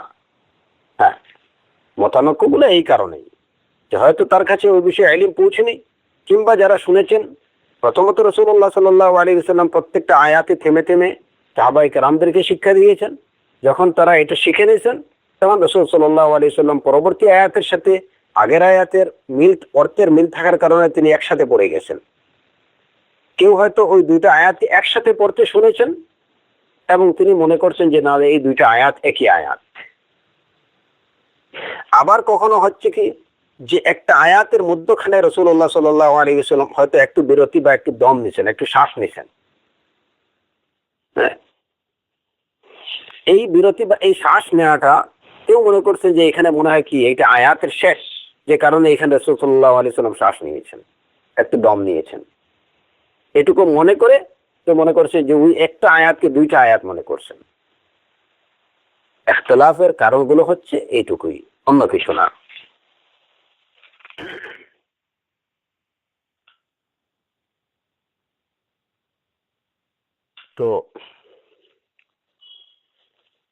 এই হলো মানে আয়াতের বিষয়ে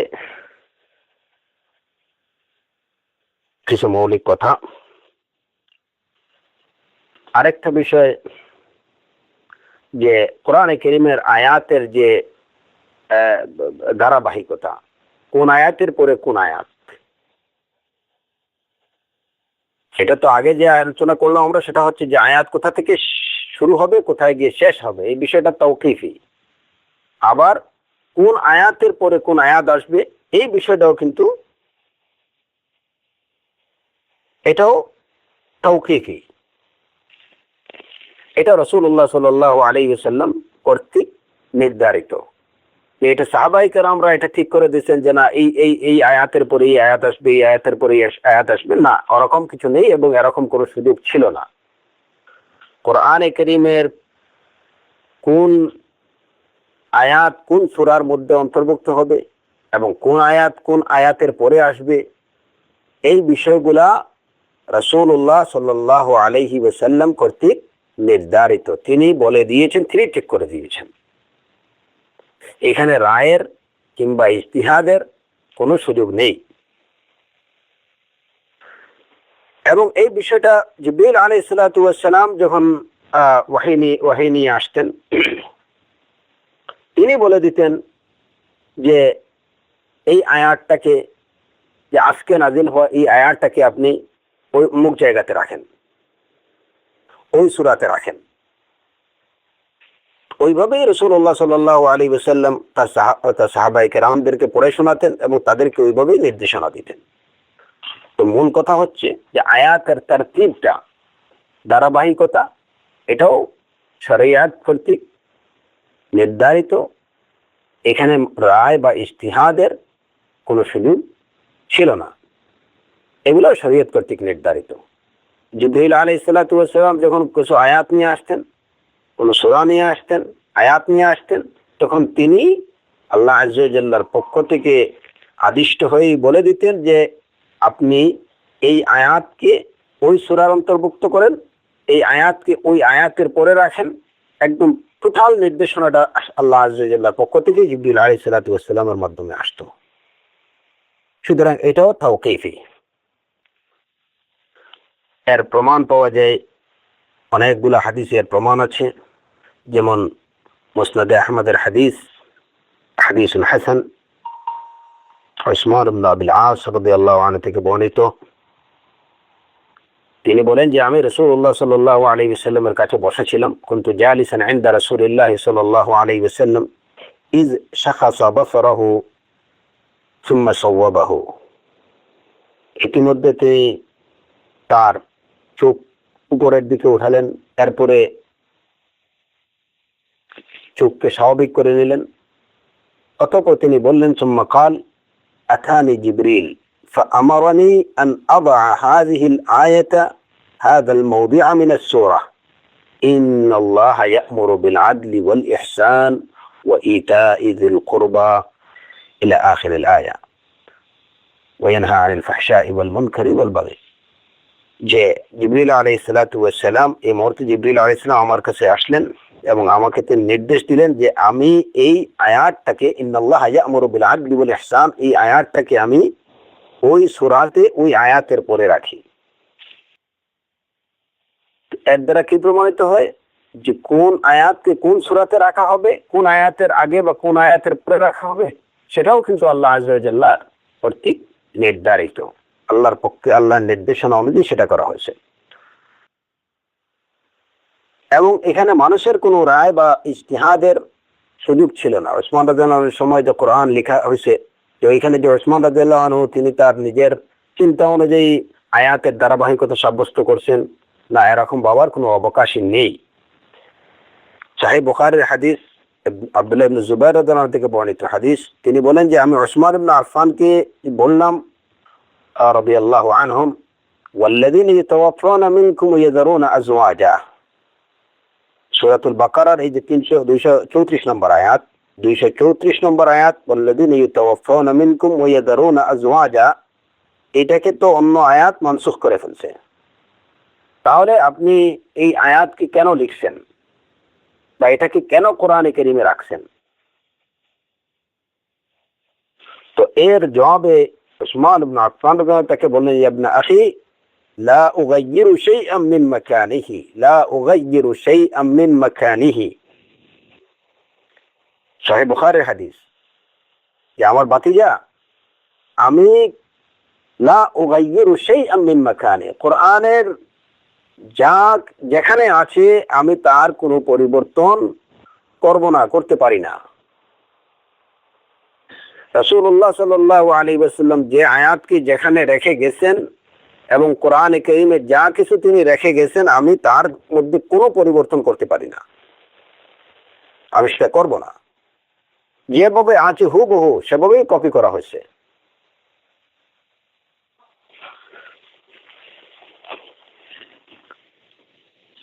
তো কোরআনে কারীমের আয়াতের ধারাবাহিকতাগুলো এটা তাওকীফি। তৃতীয় বিষয় সূরা। সূরা সূরা শব্দের শাব্দিক অর্থ হচ্ছে, এটাকে আমরা বলি যে একটা স্টেশন বা একটা মঞ্জিল। তারপরে সূরা এটা আলামতের অর্থে ব্যবহৃত হতে হয়, এবং দেয়ালের দেয়ালের বা ওয়ালের যে ইটগুলো, দেয়ালের ইটগুলো কেও সূরা বলা হয়।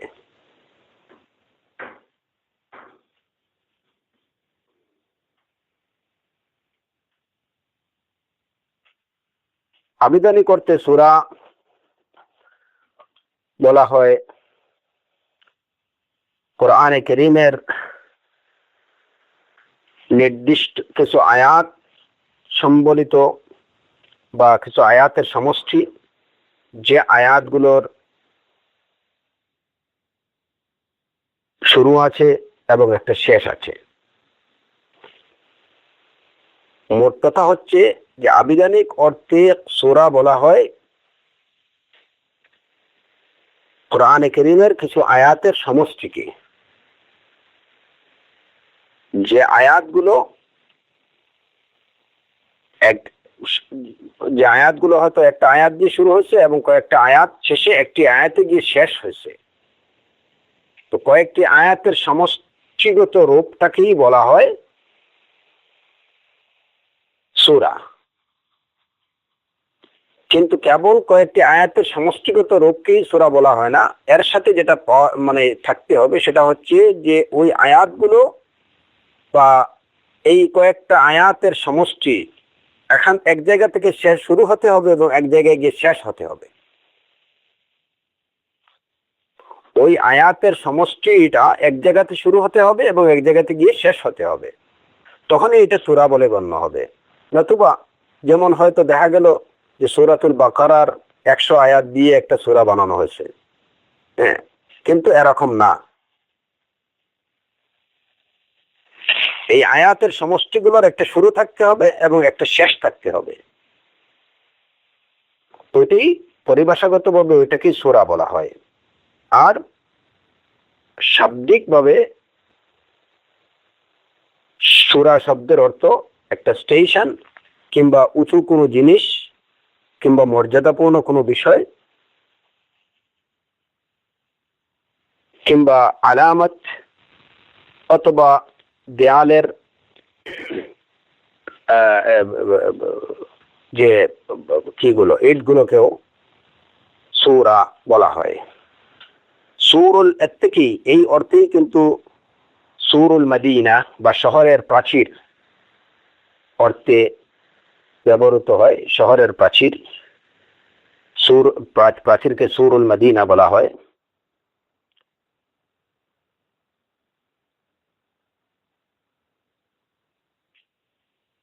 কারণ সূরুল মদিনা এবং সূরাতুল কোরআন, শহরের প্রাচীরকে বলা হয় সূরুল মদিনা।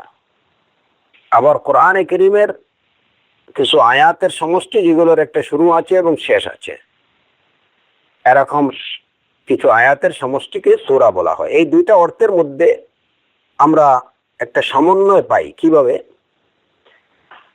যেভাবে প্রাচীরের মধ্যে একটি ইটের সাথে আরেকটি একটি ইটের পাশে আরেকটা ইটকে রাখা হয়,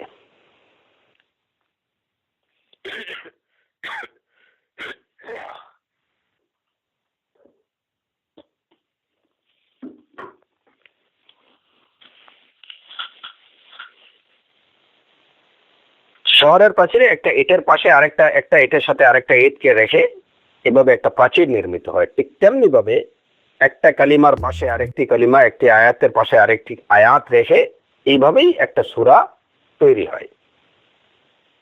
এক আয়াতের পরে আরেক আয়াত, এক আয়াতের পরে আরেক আয়াত, মানে এই যে ধারাবাহিকভাবে একটির পর একটি আয়াত, এইভাবে অনেকগুলো আয়াতের সমষ্টি যার একটা শুরু এবং একটা শেষ আছে, এইভাবেই একটি সূরা গঠিত হয়।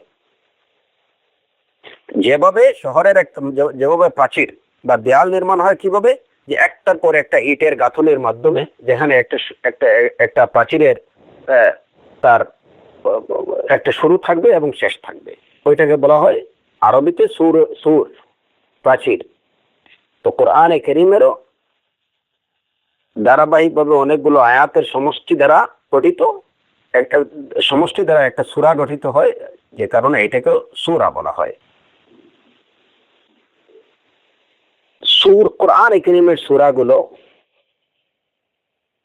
এইগুলা কিভাবে নির্ধারিত হয় বা কার দ্বারা এটা নির্ধারিত হয়েছে?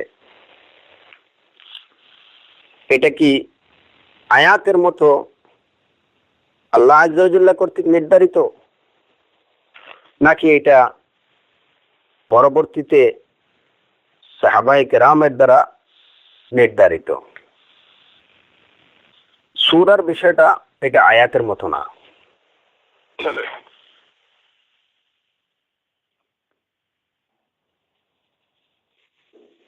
সূরার বিষয়টি এটি আয়াতের মতো না। এই বিষয়ে দুই তিনটি অভিমত আছে, যে এই যে সূরার বিষয়গুলো বা তারতিবুস সূরা, সূরার যে তারতিবটা, কোন সূরার পরে কোন সূরা, কোন সূরার পরে কোন সূরা, এখানে দুইটা পার্থক্য আপনারা ভালো করে মনে রাখবেন। আমরা আগে যে কথাটি বলছি যে কোরআনে কারীমের আয়াতগুলো কোথা থেকে শুরু হবে, আয়াতের শুরু কোথায় শেষ কোথায়, এটাও আল্লাহ আযজা ওয়া জাল্লা কর্তৃক নির্ধারিত। আবার কোন আয়াতের পরে কোন আয়াত আসবে, সেটাও আল্লাহ আযজা ওয়া জাল্লা কর্তৃক নির্ধারিত।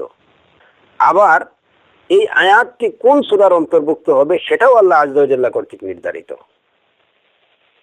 কিন্তু এই যে কোন সূরার পরে কোন সূরা, যেমন বাকারার পরে আল ইমরান, এইভাবে এই যে ধারাবাহিকতা, এই ধারাবাহিকতাগুলো কি আল্লাহ আযজা ওয়া জাল্লা কর্তৃক নির্ধারিত, নাকি পরবর্তীতে সাহাবায়ে কেরামদের কর্তৃক নির্ধারিত?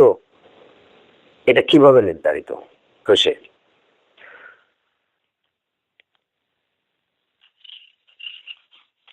এই বিষয়ে বিভিন্ন মতামত পাওয়া যায়।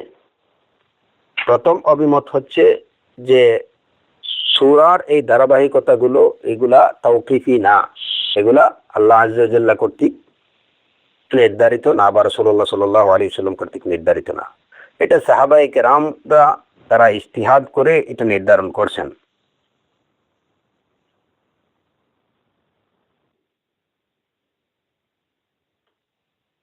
এবং যেমন ইবনুল ফারিস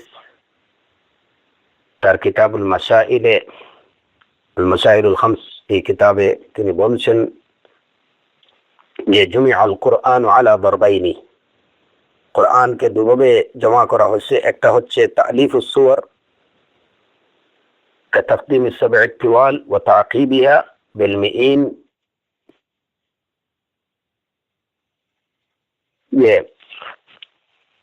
এক প্রকার হচ্ছে যে সূরাগুলোকে, যেমন 60টা লম্বা সূরাকে আগে আনা, এরপরে 100 আয়াতের যে সূরাগুলো আছে ওইগুলোকে নিয়ে আসা।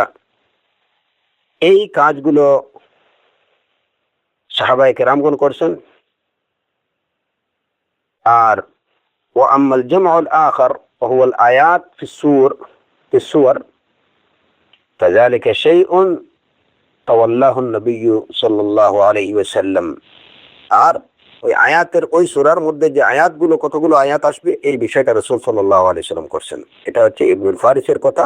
তো যাই হোক, ইবনুল ফারিসের এই কথা থেকে জানা যায় এবং এই অভিমত কাজী আবু বকর, তারপরে ইমাম মালিক রাহিমাহুল্লাহ তো জমহুর উলামায়ে কেরামের অভিমত হচ্ছে যে কোরআনে কারীমের সূরাগুলোর ধারাবাহিকতা নির্ধারণ করেছেন সাহাবায়ে কেরামগণ। তারা ইজতিহাদ করে সেটা করছেন। আর আরেক দলের অভিমত হচ্ছে যে সূরাগুলোর ধারাবাহিকতা এটাও কিন্তু তাওকিফি আয়াতের মতো, এবং কোন সূরার পরে কোন সূরা আসবে এটা রাসূলুল্লাহ সাল্লাল্লাহু আলাইহি ওয়াসাল্লামের নির্দেশেই করা হয়েছে। এই হচ্ছে আরেকটা অভিমত। তো উভয় পক্ষই তাদের মতামতের পক্ষে অনেকগুলো দলিল দিয়েছেন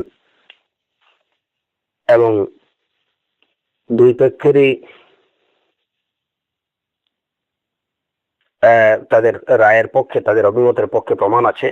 আর তৃতীয় আরেকটা অভিমত আছে এই বিষয়ে যে কিছু সূরার তারতিব রাসূলুল্লাহ সাল্লাল্লাহু আলাইহি ওয়াসাল্লাম দিয়েছেন, আর কিছু সূরার তারতিব বা ধারাবাহিকতা সাহাবায়ে কেরামরা নির্ধারণ করছেন।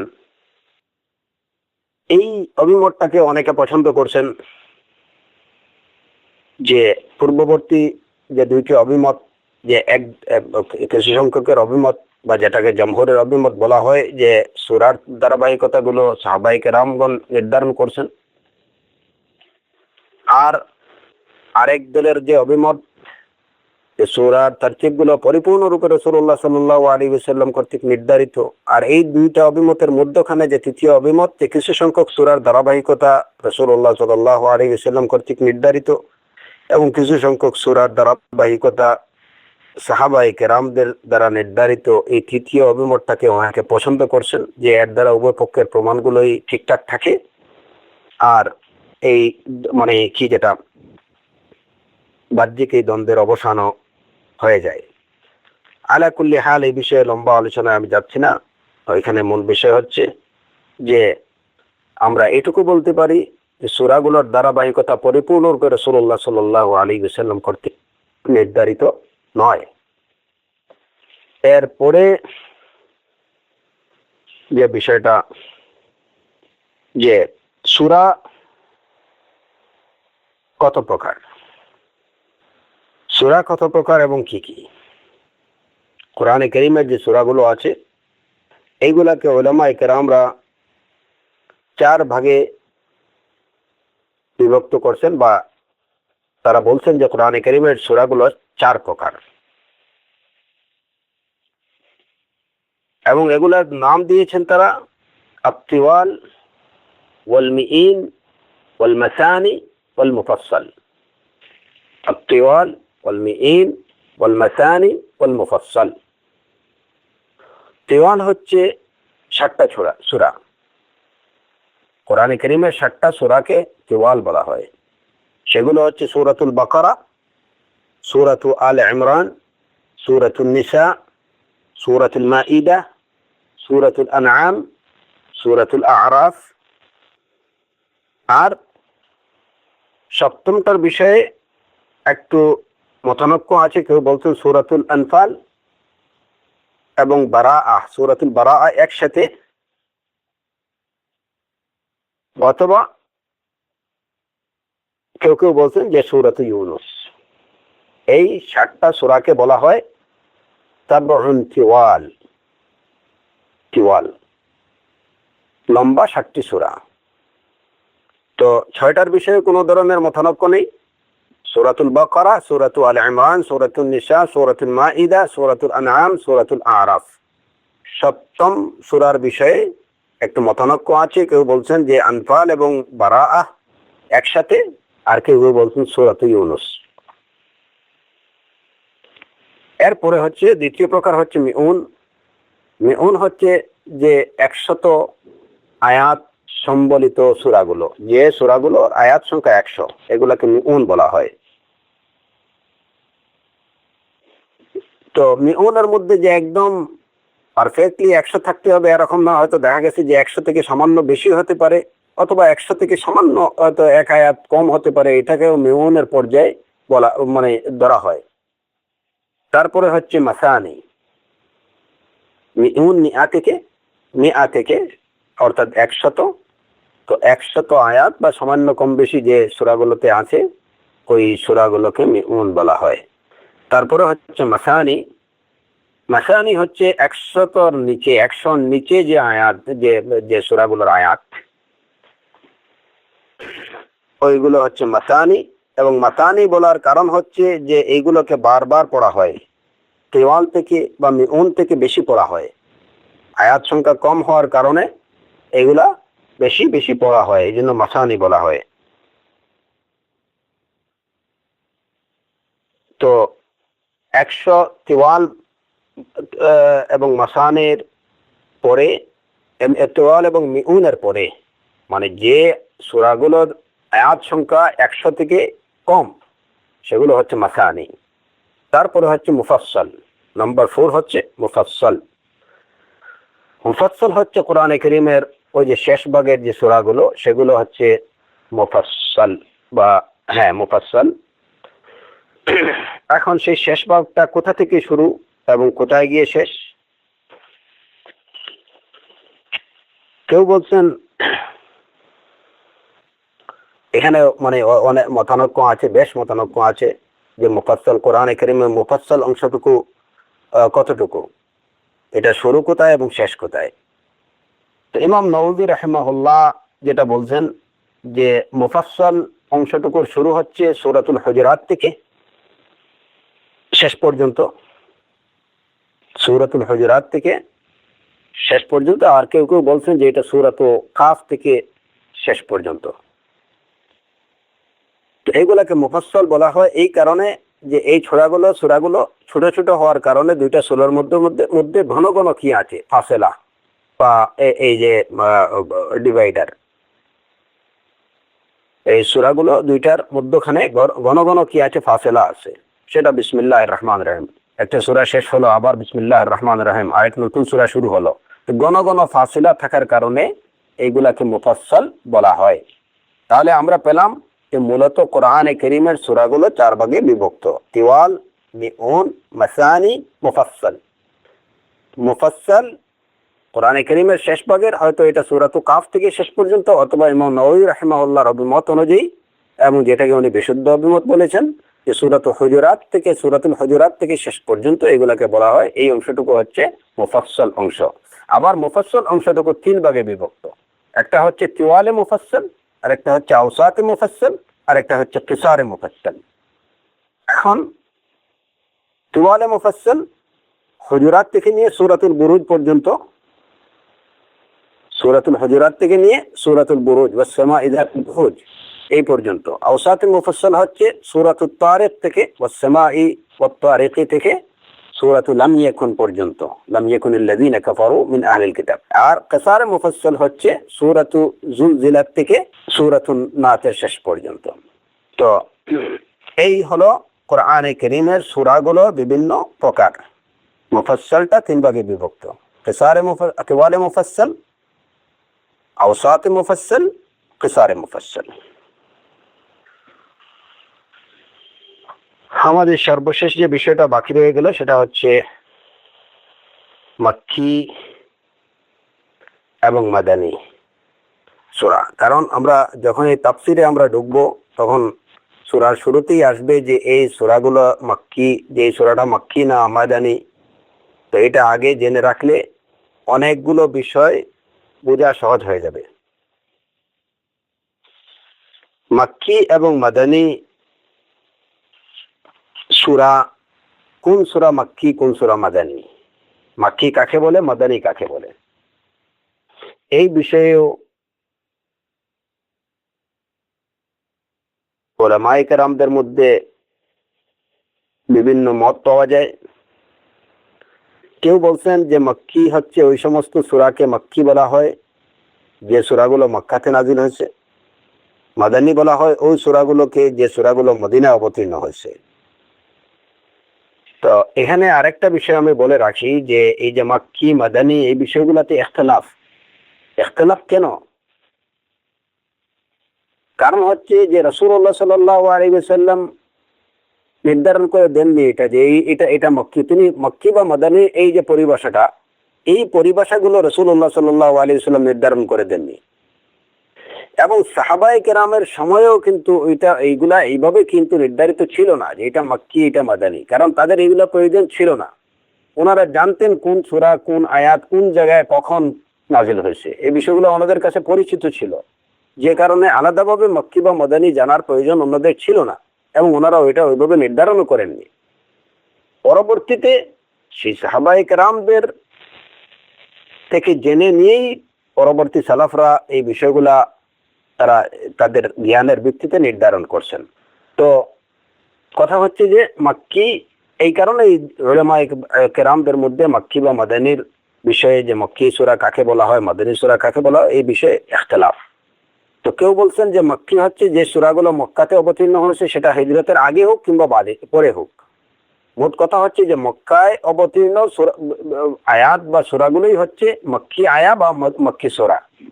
আর এমনকি সেটা যদি হিজরতের পরেও হয়ে থাকে, এমনিভাবে যে সূরা বা যে আয়াতগুলো মদিনাতে নাজিল হয়েছে ওইগুলা হিজরতের আগে হোক বা পরে হোক মদিনায় নাজিল হলেই সেগুলো মাদানী বলে পরিচিত হবে। এই অভিমত যারা দিলেন তাদের এই অভিমতটা এটা গ্রহণযোগ্য না, কারণ তাদের এই যে মক্কি বা মাদানীর এই যে পরিচায়ক যে সংজ্ঞা তারা দিচ্ছেন এই সংজ্ঞাটা এটা জামিয়া এবং মানেয়া না। কারণ অনেকগুলো আয়াত আছে যেগুলো মক্কাতে কিংবা মদিনাতে কিংবা মক্কার উপত্যকায় বা মদিনা উপত্যকায় নাজিল হয়নি। যদিও মক্কা এবং মক্কার অভ্যন্তরে বা মক্কার আশেপাশে যেগুলো নাজিল হয়েছে সেগুলোকে মক্কি বলে ওনারা বলেছেন যে সেগুলো মক্কি বলে বিবেচিত হবে, এবং মদিনার অভ্যন্তরে এবং মদিনার আশেপাশে এলাকায় যেগুলো নাজিল হয়েছে সেগুলো মাদানী বলে পরিচিত হবে। তো এটা ওনাদের সংজ্ঞায় বলছেন, কিন্তু এরপরেও ওনাদের এই সংজ্ঞাটা এটা গ্রহণযোগ্য, পরিপূর্ণরূপে গ্রহণযোগ্য না। কারণ কি, যে মদিনা মক্কার অভ্যন্তরে বা মক্কার আশেপাশে ছাড়া এমনিভাবে মদিনার অভ্যন্তরে এবং মদিনার আশেপাশে ছাড়া আরো বিভিন্ন জায়গায় কোরআনে কারীমের অনেক আয়াত নাজিল হয়েছে, সেগুলোকে আমরা কোন পর্যায়ে কিভাবে সংজ্ঞায়িত করব? যেমন সূরাতুত তাওবার এই আয়াত লাউ কানা আরাদান করিবান ওয়া সাফারান কাসিদান লাত্তাবাউ, সূরাতুত তাওবার 42 নম্বর আয়াত। এই আয়াত নাজিল হয়েছে তবুকে। এখন এটা মক্কা বা মক্কার আশেপাশেও না, আবার মদিনা বা মদিনার আশেপাশেও না, তাহলে এটাকে কোন সংজ্ঞার মধ্যে ফেলা হবে? এটাকে আমরা না বলতে পারবো মক্কি, না বলতে পারবো মাদানী। ঠিক এমনি ভাবে সূরাতুজ যুখরুফের 45 নম্বর আয়াত ওয়াসআল মান আরসালনা মিন ক্বাবলিকা মির রাসূলিনা, এই আয়াত এটা বাইতুল মাকদিসে নাজিল হয়েছে লাইলাতুল ইসরাতে, ইসরা রজনীতে এটা এই আয়াত বাইতুল মাকদিসে নাজিল হয়েছে। তাহলে এটাকে আমরা না বলতে পারবো মক্কি না মাদানী। অতএব বোঝা গেল যে মক্কি বা মাদানীর এই যে সংজ্ঞাটা এটা পরিপূর্ণ সংজ্ঞা না, এবং এটা পরিপূর্ণরূপে গ্রহণযোগ্য না। আবার আরেক দিক কেউ কেউ বলছেন যে মক্কি হচ্ছে ওই সূরাগুলো বা ওই আয়াতগুলো যেগুলোতে আহলে মক্কাকে সম্বোধন করা হয়েছে ওইগুলো হচ্ছে মক্কি, আর যেগুলোকে আহলে মদিনাতে যে আয়াতগুলোতে বা যে সূরাগুলোর আয়াতে মদিনাবাসীকে সম্বোধন করা হয়েছে সেগুলো হচ্ছে মাদানী। এবং এই ভিত্তিতে ওনারা বলছেন যে কোরআনে কারীমে ইয়া আইয়ুহান নাস বলে সম্বোধন করা যে আয়াতগুলো, সেই আয়াতগুলো হচ্ছে মক্কি, এবং ইয়া আইয়ুহাল্লাযীনা আমানু যে আয়াতগুলোতে আসে ওগুলো হচ্ছে মাদানী। কারণ আহলে মক্কার মধ্যে তখনও তাদের মধ্যে কুফর গালিব ছিল, বেশি ছিল, এই কারণে তাদেরকে ইয়া আইয়ুহান নাস, হে মানব জাতি বলে আহ্বান করে সম্বোধন করা হয়েছে। যদি এর মধ্যে অন্যান্যরাও কি আছিল অন্তর্ভুক্ত আছিল। আর আহলে মদিনার মধ্যে ঈমান প্রাধান্য পেয়েছিল, যে কারণে তাদেরকে ইয়া আইয়ুহাল্লাযীনা আমানু বলে সম্বোধন করা হয়েছে, যদিও ঈমানদারের মধ্যে অন্যরাও এর অন্তর্ভুক্ত। এমনি ভাবে ইয়া বানি আদম বলে যে আয়াতগুলোতে সম্বোধন করা হয়েছে ওই আয়াতগুলো মক্কি বলে পরিচিত। আবু উবাইদ তিনি তার ফাদাইলুল কোরআন গ্রন্থে মাইমুন ইবনে মাহরান থেকে একটা বর্ণনা করেছেন। তিনি বলেছেন, মা কানা ফিল কোরআন ইয়া আইয়ুহান নাস আও ইয়া বানি আদম ফাইন্নাহু মাক্কি ওয়া মা কানা ইয়া আইয়ুহাল্লাযীনা আমানু ফাইন্নাহু মাদানী। তো মূল কথা হচ্ছে যে এই মানে উলামাদের আরো কিছু সংখ্যকের অভিমত হলো যে যেখানে যে আয়াতগুলো বা যে সূরাগুলোতে মক্কাবাসীকে সম্বোধন করা হয়েছে সেগুলো মক্কি, এবং যেগুলোতে মদিনাবাসীকে সম্বোধন করা হয়েছে সেগুলো হচ্ছে মাদানী। এটা হচ্ছে মক্কি এবং মদিনীর সংজ্ঞা দিতে গিয়ে ওনারা বলেছেন। এবং ওনারা যেটা বললেন যে ইয়া আইয়ুহান নাস বা ইয়া বানি আদম, এটা সাধারণত মক্কাবাসীদেরকেই বলা হয়েছে। সুতরাং যে আয়াতগুলোতে ইয়া আইয়ুহান নাস আছে অথবা ইয়া বানি আদম এভাবে সম্বোধন করা আছে সেগুলো হচ্ছে মক্কি, আর যেখানে ইয়া আইয়ুহাল্লাযীনা আমানু আছে এই আয়াতগুলো হচ্ছে মাদানী। কিন্তু ওনাদের এই সংজ্ঞাটাও এটা পরিপূর্ণ সংজ্ঞা না, এবং এই সংজ্ঞাটাও পরিপূর্ণরূপে গ্রহণযোগ্য না। কারণ আমরা দেখি যে ইয়া আইয়ুহান নাস, ইয়া আইয়ুহাল্লাযীনা আমানু, ইয়া বানি আদম এরূপ সম্বোধন ছাড়াও আরো বিভিন্নভাবে সম্বোধন করা হয়েছে। সম্বোধনমূলক অনেকগুলো আয়াত আছে। যেমন সূরাতুল আহজাবে আল্লাহ আযজা ওয়া জাল্লা বলছেন, ইয়া আইয়ুহান নাবিয়্যুত্তাকিল্লাহ ওয়া লা তুতি'ল কাফিরিন ওয়াল মুনাফিকিন। তারপরে সূরাতুল মুনাফিকিনে আল্লাহ আযজা ওয়া জাল্লা বলছেন, ইযা জাআকাল মুনাফিকুনা ক্বালু নাশহাদু ইন্নাকা লারাসূলুল্লাহ। তো এখানে ইয়া আইয়ুহান নাসও বলা হয়নি, ইয়া আইয়ুহাল্লাযীনা আমানুও বলা হয়নি, আবার ইয়া বানি আদমও বলা হয়নি। তাহলে এই আয়াতগুলোকে আমরা কোন সংজ্ঞার অন্তর্ভুক্ত করব? এগুলোকে আমরা কি বলবো? মক্কি বলবো না মাদানী বলবো? কিছুই বলতে পারবো না। সুতরাং এতে বোঝা গেল যে ওনাদের এই সংজ্ঞাটা এটা পরিপূর্ণ সংজ্ঞা না। তারপরে আরো সমস্যা আছে যে ওনারা এই যে সংজ্ঞা দিলেন ইয়া আইয়ুহান নাস, এরকম সম্বোধন থাকলে এটাকে মক্কি ধরে নিতে হবে। আমরা দেখি যে এরকম অনেক আয়াত আছে যেখানে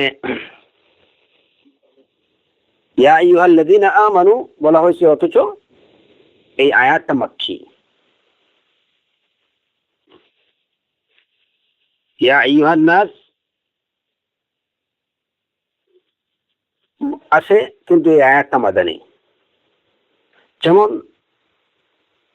ইয়া আইয়ুহান নাস ইত্তাকু রাব্বাকুম, ইয়া আইয়ুহান নাস ইত্তাকু রাব্বাকুম সূরাতুন নিসার এই যে আয়াত, এখানে ইয়া আইয়ুহান নাস বলা হয়েছে। ওনাদের সংজ্ঞা অনুযায়ী এটাকে বলতে হতো এটা মক্কি, অথচ এটা হচ্ছে মাদানী। আয়াতটা হচ্ছে মাদানী আয়াত, এবং সূরাতুন নিসা এটা হচ্ছে মাদানী সূরা।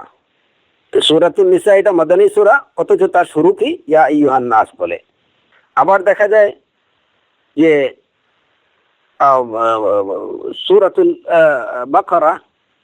সূরাতুল বাকারা এটাও কি মাদানী সূরা, এর মধ্যেও আছে ইয়া আইয়ুহান নাস উ'বুদু রাব্বাকুম, অথচ ওনাদের সংজ্ঞা অনুযায়ী এটা মক্কি হওয়ার কথা। তেমনি ভাবে সূরাতুল হজ এটা মূলত মক্কি সূরা, অথচ এই সূরার শেষে আল্লাহ আযজা ওয়া জাল্লা ইরশাদ করেছেন, ইয়া আইয়ুহাল্লাযীনা আমানু রকাউ ওয়াসজুদু ওয়া'বুদু রাব্বাকুম ওয়াফআলুল খায়র। ইয়া আইয়ুহাল্লাযীনা আমানু, ওনারা বললেন যে ইয়া আইয়ুহাল্লাযীনা আমানু বলে সম্বোধন করা হলে এটাকে বলতে হবে যে এটা মাদানী সূরা। কিন্তু আমরা দেখি যে সূরাতুল হজ এটা সূরা মাক্কিয়া, কিন্তু এটার মধ্যে ইয়া আইয়ুহাল্লাযীনা আমানু বলে সম্বোধন করা আছে। এই বিষয়গুলো দ্বারা প্রমাণিত হয় যে ওনাদের এই সংজ্ঞাটাও এটা পরিপূর্ণরূপে গ্রহণযোগ্য না, এবং এটা পরিপূর্ণ সংজ্ঞা না। তৃতীয় অভিমত যেটা, এবং এটি হচ্ছে সুপ্রসিদ্ধ অভিমত, যে মক্কি হচ্ছে ওই সব সূরা যে সূরাগুলো হিজরতের আগে নাজিল হয়েছে, যে সূরাগুলো হিজরতের আগে রাসূলুল্লাহ সাল্লাল্লাহু আলাইহি ওয়াসাল্লামের হিজরতের আগে নাজিল হয়েছে, তার মদিনাতে হিজরতের আগে নাজিল হয়েছে। আর যে সূরাগুলো হিজরতের পরে নাজিল হয়েছে সেগুলো হচ্ছে মাদানী। যে সূরাগুলো হিজরতের আগে নাজিল হয়েছে, যদিও সেটা মক্কা বা মক্কার বাহিরে নাজিল হয়ে থাকে, তথাপি সেগুলো মক্কি সূরা বলে বিবেচিত হবে। আর যে সূরাগুলো হিজরতের পরে নাজিল হয়েছে সেগুলো যদি মদিনা বা মদিনার বাইরেও নাজিল হয়ে থাকে সেগুলো মাদানী বলে গণ্য হবে। এটা হচ্ছে মক্কি বা মাদানী সূরার সংজ্ঞা। তাহলে যখন আমরা এই যে তাফসীর করতে যাব এবং যখন আমরা বলবো যে এই সূরাটা হচ্ছে মক্কি বা মাদানী, তখন এই বিশুদ্ধ এই যে প্রসিদ্ধ অভিমত, যেটা আমরা এই প্রসিদ্ধ অভিমতটাকেই গ্রহণ করব, যে আমরা তখন মক্কি বলার সাথে সাথেই বুঝতে হবে যে এই সূরাটা রাসূলুল্লাহ সাল্লাল্লাহু আলাইহি ওয়াসাল্লামের হিজরতের পূর্বে নাজিল হয়েছে, মদিনাতে হিজরতের পূর্বে নাজিল হয়েছে। সেটা হতে পারে মক্কাতে কিংবা তবুকে কিংবা অন্য কোথাও। আর যখন আমরা বলবো যে এই সূরাটা মাদানী, তখন আমরা সাথে সাথে বুঝে নেব যে এটা রাসূলুল্লাহ সাল্লাল্লাহু আলাইহি ওয়াসাল্লামের মদিনাতে হিজরতের পরে নাজিল হয়েছে। যদিও এটা কোনো আয়াত, এটা হতে পারে মক্কাতে নাজিল হয়েছে বা অন্য মদিনার বাইরে অন্য কোথাও। কারণ এবং এই যে সংজ্ঞাটা, এটাই হচ্ছে অধিক গ্রহণযোগ্য এবং অধিক পরিপূর্ণ একটা সংজ্ঞা। এই কারণে আল ইয়াউমা আকমালতু লাকুম দীনাকুম, এই যে আয়াতটা সূরাতুল মাইদার, এই আয়াতটাকে মাদানী আয়াত বলা হয়। যদিও এই আয়াতটা এটা কিন্তু মদিনাতে নাজিল হয়নি, এটা আরাফাতে নাজিল হয়েছে, সেই অনুযায়ী এটা মক্কি হওয়ারই কথা। এই আয়াত আরাফাতে নাজিল হয়েছে, সেই হিসাবে এটা মক্কি হওয়ার কথা। কিন্তু এই আয়াত উলামায়ে কেরামদের প্রায় সবাই এই বিষয়ে প্রায় একমত যে আল-ইয়াউমা আকমালতু লাকুম দীনাকুম, এই আয়াত হচ্ছে মাদানী। কারণ কি?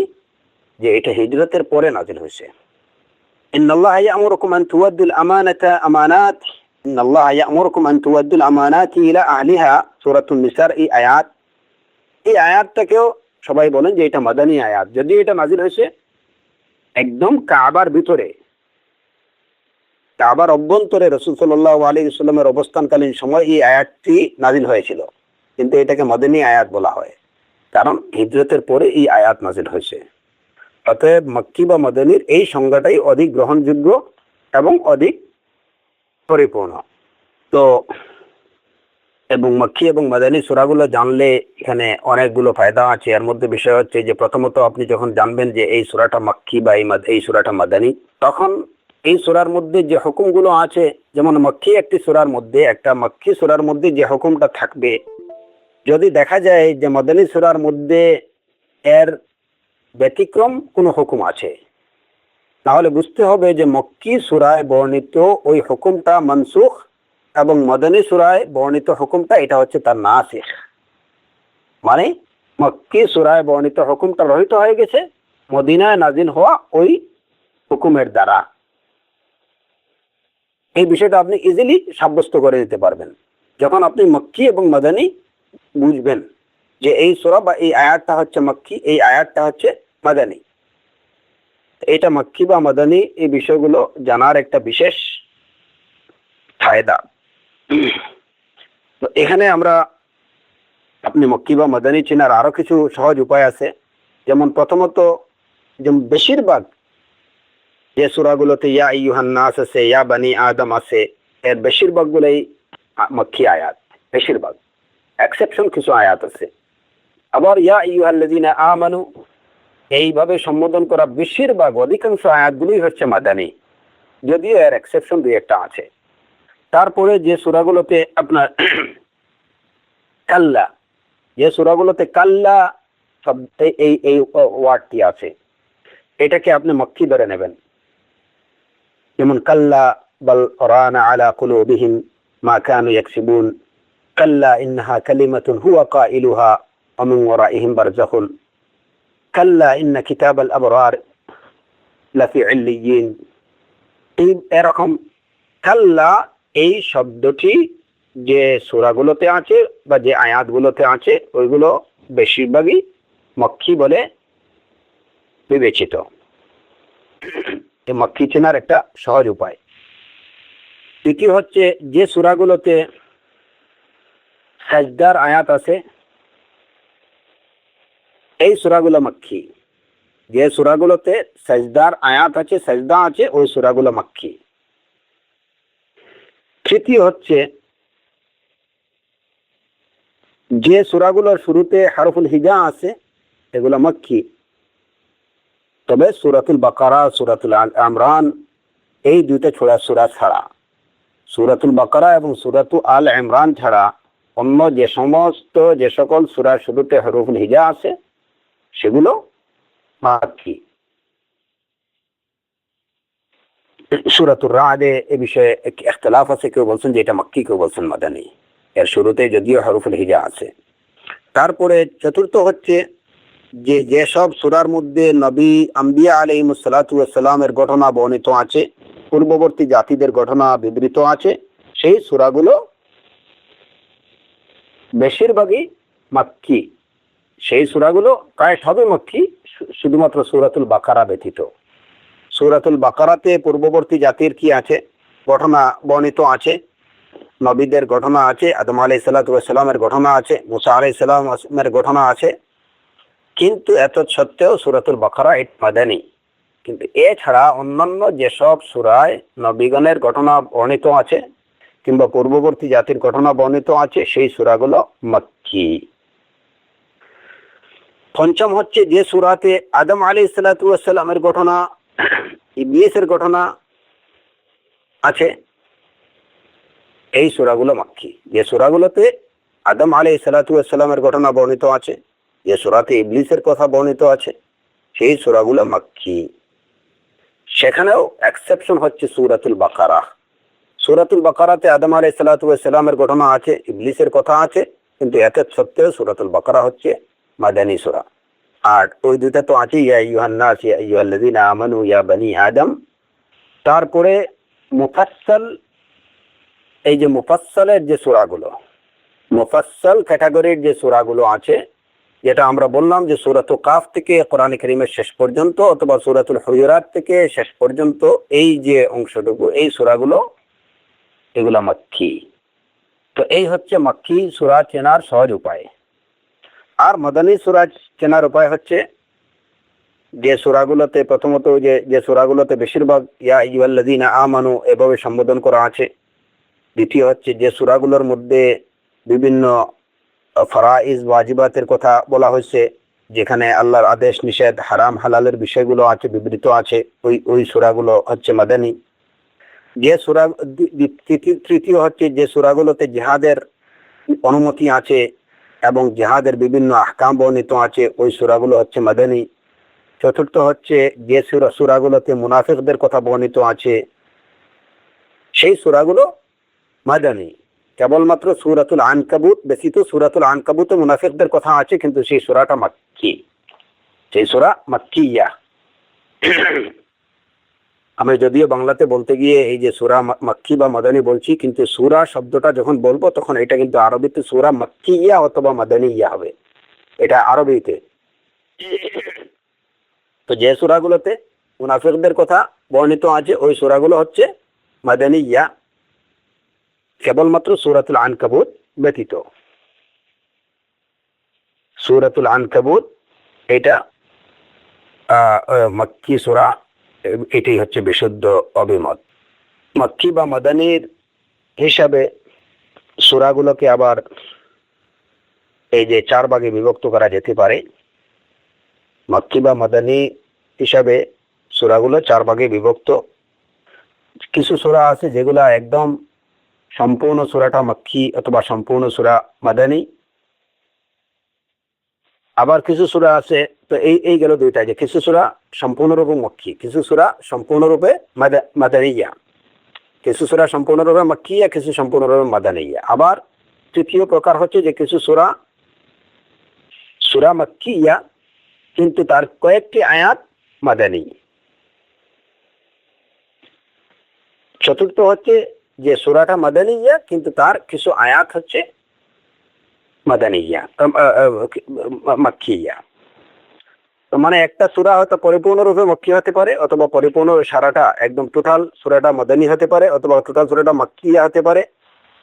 আবার কখনো ওই সূরার বেশিরভাগ মাক্কিয়া কিন্তু তার কয়েকটি আয়াত মাদানিয়া, কিংবা তার বেশিরভাগ সূরার বেশির অধিকাংশটাই হচ্ছে মাদানিয়া কিন্তু তার কয়েকটি আয়াত মাক্কিয়া। যেমন এরকম আমরা দেখতে পারি, যেমন সূরাতুল মুদ্দাসির, এটা পরিপূর্ণরূপে মাক্কিয়া। সূরাতু আল ইমরান এটা পরিপূর্ণরূপে মাদানিয়া। সূরাতু আল আরাফ, এই সূরাটা মক্কিয়া, কিন্তু তার কয়েকটি আয়াত, ওয়াসআলহুম আনিল ক্বরিয়াতিল্লাতী কানাত হাদিরাতাল বাহরি, এই যে 163 নম্বর আয়াত থেকে 172 নম্বর আয়াত পর্যন্ত, এই আয়াতগুলো হলো মাদানী। তারপরে যেমন সূরাতুল হজের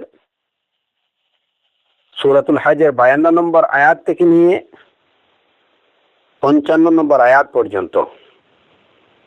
সূরাতুল হজ এটা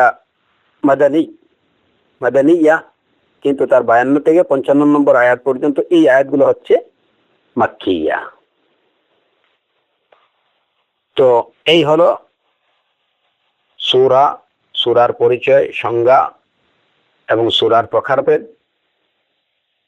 এই বিষয়গুলো আলোচনা করার উদ্দেশ্য হচ্ছে যে বিষয়গুলো ভালো করে জেনে নেয়া, যে হতে পারে যে একটা সূরা, যেমন এই যে আমরা বললাম যে সূরাতু আল আরাফ, আপনি দেখবেন যে এটা সূরাতুল আরাফ এটা মাক্কিয়া, কিন্তু তার মধ্যে কিছু আয়াত আছে মাদানিয়া। এটা জেনে রাখতে হবে, নতুবা হয়তো আপনি মনে করবেন যে এটা পুরা সূরাটাই সবগুলো আয়াতই তার মাক্কিয়া। না। আবার সূরাতুল হজ এটা মাদানিয়া, কিন্তু তার মধ্যে এই কয়েকটি আয়াত আছে মাক্কিয়া, নতুবা হয়তো কেউ মনে করবে যে এটা সবগুলো আয়াতই মাদানিয়া। তো আপনার কোরআন, আপনার রবের কালাম সম্পর্কে, আপনার রবের আয়াতগুলো সম্পর্কে অবশ্যই আমাদের পরিপূর্ণ এবং সুস্পষ্ট ধারণা থাকা উচিত। এই কোরআন আমাদের প্রতি আল্লাহ আযজা ওয়া জাল্লা সবচেয়ে বড় নিয়ামত। আল ইয়াউমা আকমালতু লাকুম দীনাকুম ওয়া আতমামতু আলাইকুম নি'মাতি ওয়া রাদিতু লাকুমুল ইসলাম দীনা। তো আল্লাহ আযজা ওয়া জাল্লার নিয়ামতগুলোর মধ্যে সবচেয়ে বড় নিয়ামত এই কোরআনে কারীম। এটা আমার রবের কালাম, আমার রবের কালাম, যেটা গায়রু মাখলুক।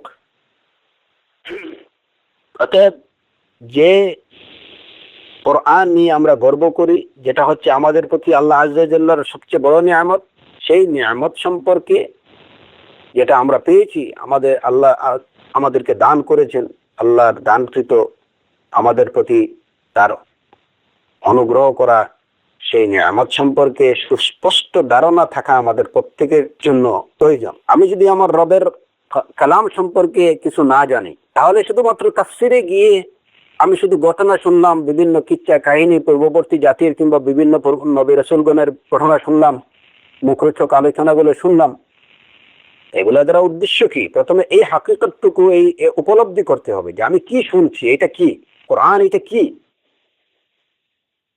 কোরআনের আয়াত বলতে আমি কি বুঝি। মুফাসসির বা একজন তালিবুল ইলম কিংবা একজন আলিমে দ্বীন থেকে আমরা তাফসীর শুনছি, উলামায়ে কেরামদের থেকে আমরা তাফসীর শুনছি কোরআনে কারীমের। এই কোরআন কি? তিনি তিলাওয়াত করতেছেন যে আয়াত, সেই আয়াত বলতে আমি কি বুঝি, সূরা বলতে আমি কি বুঝি। এই মৌলিক বিষয়গুলো যদি আমাদের জানা না থাকে, তাহলে মৌলিক বিষয়গুলোকে বাদ দিয়ে অন্যান্য বিষয়গুলোর ইলমটা খুব বেশি বেনিফিট নিয়ে আসতে পারে না। এই জন্যই এই সমস্ত মৌলিক বিষয়গুলো নিয়ে আপনাদের সাথে কিছু আলোচনা করা। আল্লাহ আযজা ওয়া জাল্লা আমাদের এই আলোচনাগুলোকে কবুল করুন এবং কোরআনে কারীমকে সঠিকভাবে জানার, বুঝার এবং কোরআনে কারীমে অনুযায়ী নিজের জীবন পরিচালনা করার তৌফিক আল্লাহ সুবহানাহু ওয়া তাআলা আমাদের সকলকে দান করুন। ওয়া আখিরু দাওয়ানা আনিল হামদুলিল্লাহি রাব্বিল আলামিন ওয়া সাল্লাল্লাহু আলা নাবিয়িনা মুহাম্মদ ওয়া আলা আলিহি ওয়া সাহবিহি আজমাইন।